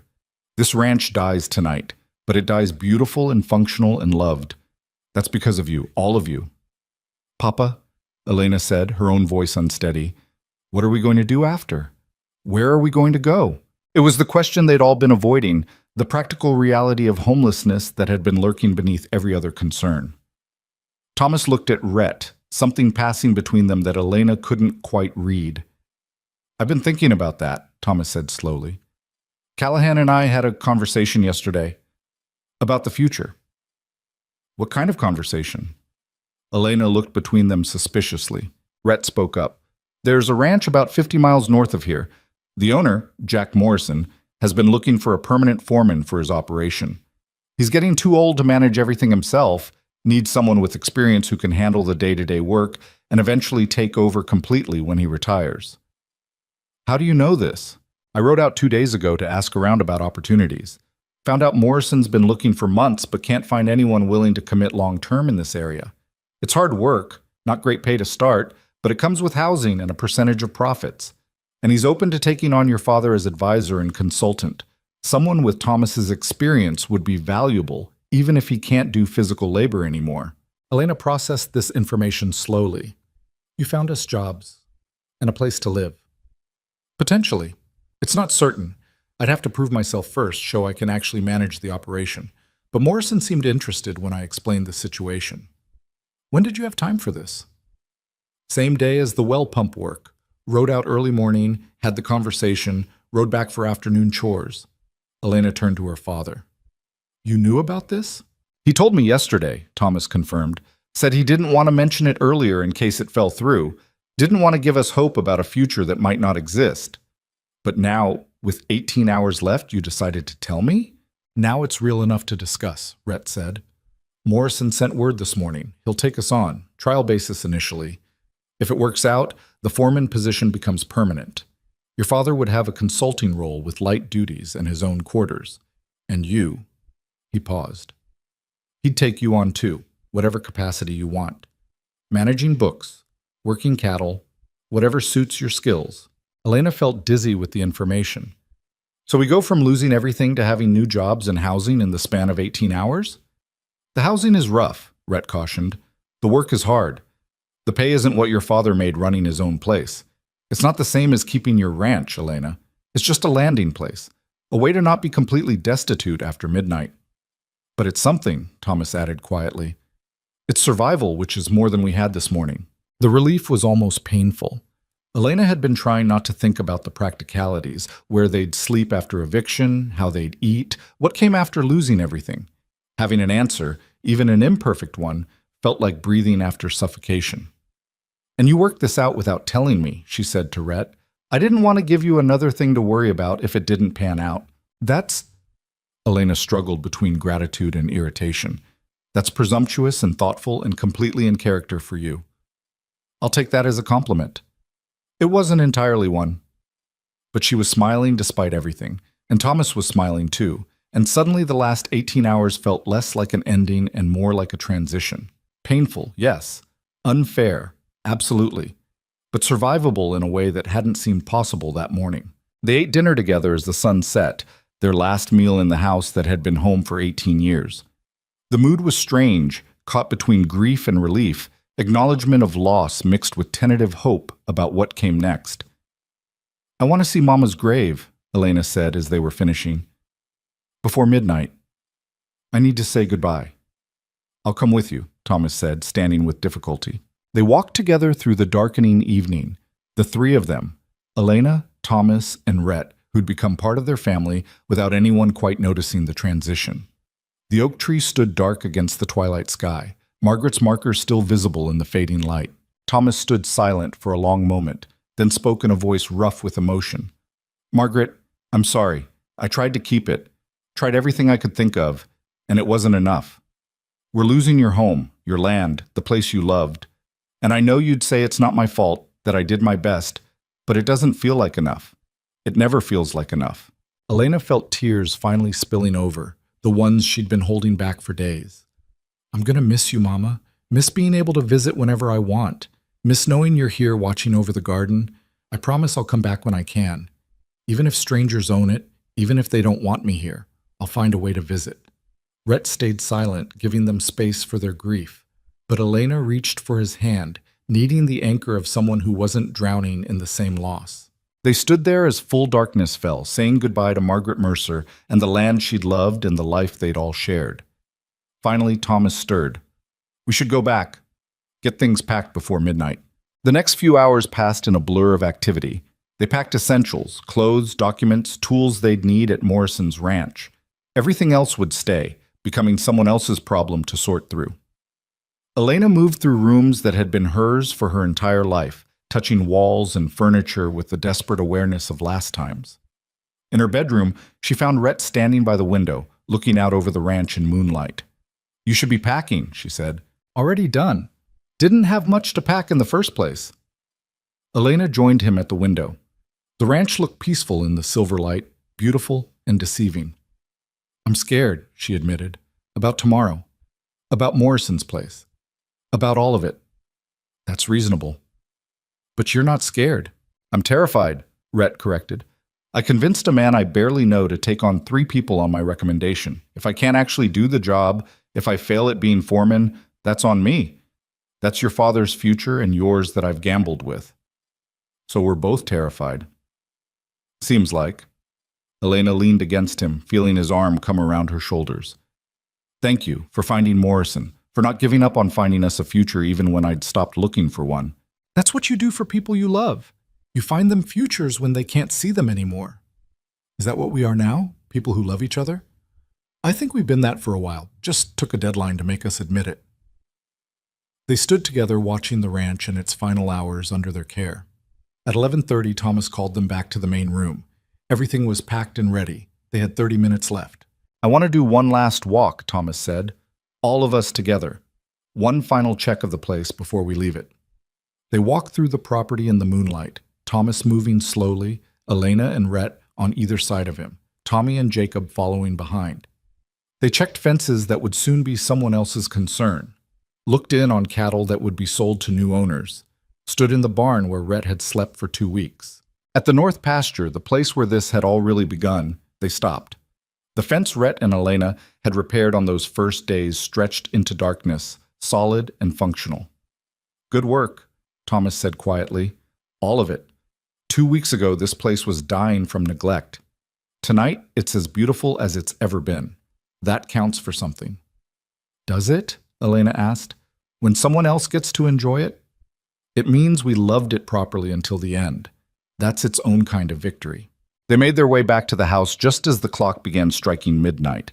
12 chimes marking the official transfer of ownership, the legal death of everything Thomas had built. When the last chime faded, they stood in the yard in silence. It was done. The ranch belonged to First Mountain Bank now. They were trespassers on their own land. Time to go, Thomas said finally. They loaded the wagon with their packed belongings, a pathetically small amount of goods for 18 years of life.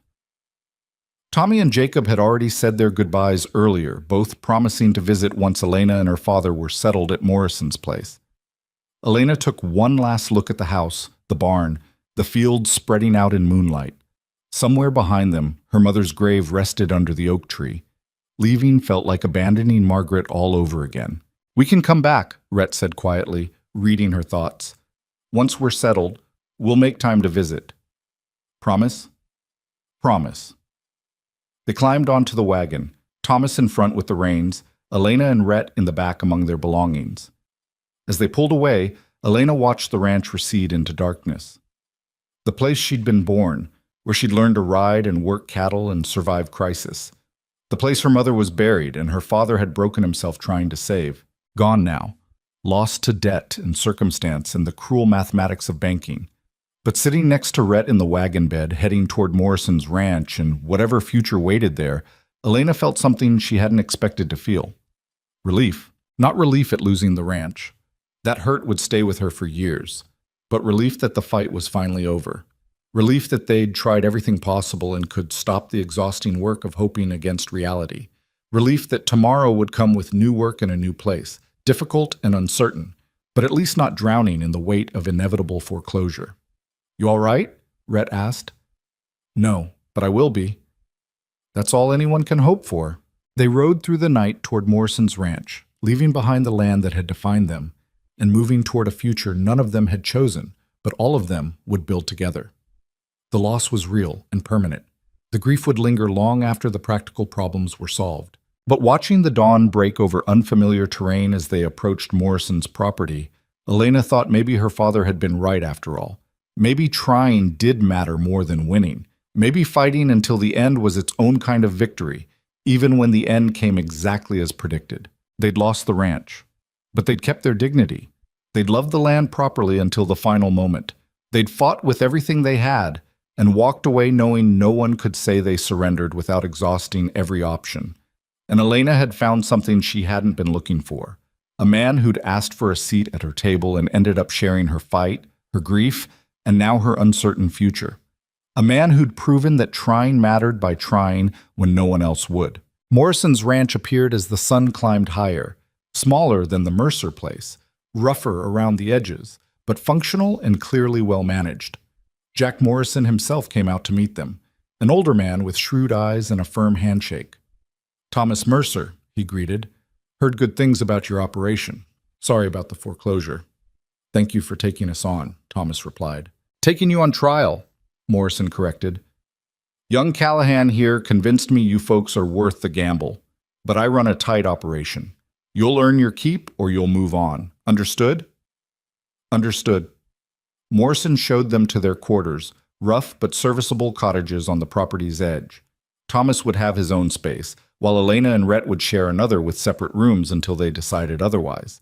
It wasn't much, but after expecting to be homeless, it felt like luxury. They spent that first day settling in, learning the layout of Morrison's operation, beginning the work of rebuilding their lives from scratch. The work was hard, the hours long, the pay modest, but there was purpose in it, and dignity, and the strange comfort of starting fresh without the weight of impending disaster. That evening, Elena found Rhett at the fence line, looking out over Morrison's land in the fading light. She joined him, their shoulders touching in the easy intimacy of people who'd been through crisis together. "You thinking about the ranch?" she asked. "Actually, I'm thinking about my uncle, wishing I could tell him that fighting the losing battle was worth it, that even when you don't save the thing you're trying to save, the trying itself means something." "Does it? Really?" Rhett looked at her directly. "2 weeks ago, your father had given up. You were going through motions, waiting for the end. Now you're both here, starting over, still standing. That's because we tried, because we fought until the absolute end instead of surrendering early. So yeah, Elena, it means something." She leaned against him, feeling the solid warmth of his presence. "I'm glad you asked for that seat." "Me too. Even though it led to this? Losing everything, starting over with nothing?" "We didn't lose everything. We lost land. But we kept each other, kept your father's strength and dignity, kept the knowledge that we fought with everything we had. That's not nothing." Elena thought about her mother's grave under the oak tree, about the ranch in someone else's hands, about all the losses that would never stop hurting. But she also thought about the future, uncertain and difficult, but theirs to build. About Rhett, who'd fought beside her when fighting made no sense. About her father, who'd rediscovered his strength in the final weeks of crisis. "You're right," she said finally. "It's not nothing." They stood together as darkness fell over Morrison's ranch, two people who'd found each other in disaster and decided to build something from the wreckage. The Mercer Ranch was gone, lost to circumstances no amount of work could change. But standing there with Rhett in the twilight, Elena understood something her mother had probably known all along, that home wasn't really about land or buildings or any physical place you could lose to banks and foreclosure. Home was the people you fought beside, the ones who stayed when staying made no sense, the ones who believed that trying mattered even when winning was impossible. She'd lost the ranch, but she'd found something more important.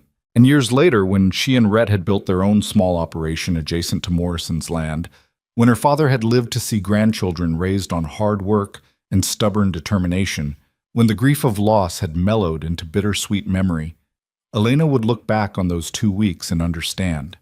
They'd lost the battle, but they'd won something more valuable than victory. They'd learned that trying mattered more than winning, that fighting with dignity was its own reward, that the people who stood beside you in disaster were worth more than any land or property or material success, and that sometimes the greatest triumph wasn't conquering the impossible. It was refusing to surrender, even when surrender would have been easier. That was the legacy Margaret Mercer had left behind. The lesson Thomas had relearned in his darkest hour. The gift Rhett Callahan had given by asking for a seat at a stranger's table and refusing to leave when staying made no sense. Some fights you lose despite doing everything right. But the losing doesn't erase the worth of the fighting. And sometimes the things you find in the wreckage are more valuable than what you lost in the collapse. Elena learned that under the oak tree where her mother rested, carried it to Morrison's ranch and eventually beyond, passed it to children who grew up hearing stories about the ranch that was lost and the stranger who stayed to help fight for it. The Mercer Ranch died at midnight on a night in 1879, but the family that had loved it expanded now to include a trail rider who'd abandoned his own plans for their desperate cause, survived and eventually thrived. Not despite the loss, but because of everything they'd learned by fighting it until the absolute end. That was the story Elena would tell years later, standing on land she and Rhett had built together through determination and shared struggle. The story of losing everything and finding something better in the ruins. The story of a stranger who asked for a seat and ended up saving more than just a ranch. He'd saved the people who'd been drowning in it, and that, in the end, was the only victory that ever really mattered.